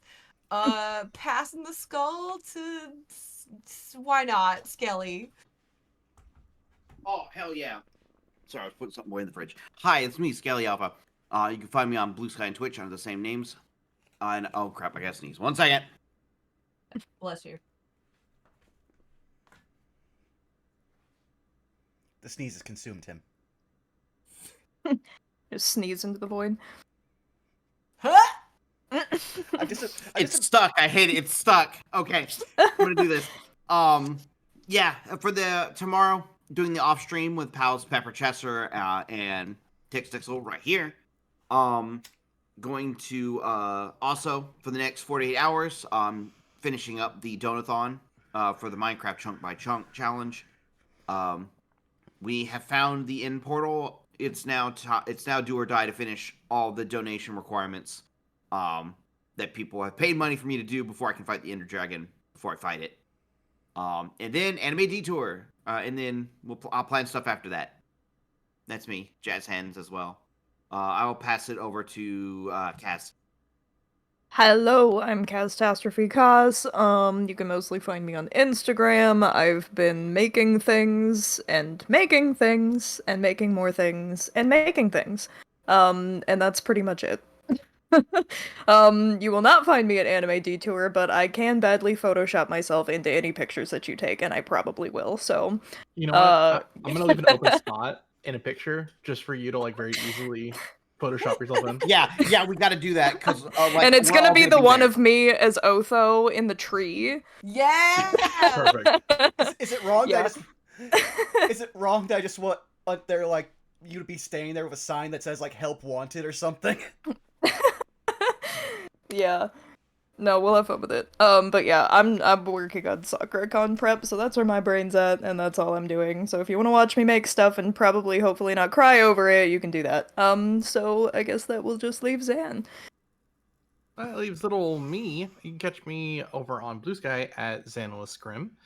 I'm also going to be at Anime Detour, so I am leaving in about 12 hours or so to Burbank. So I am going to get a lot of rest and be ready to go there. But as a result, I'm probably not going to stream.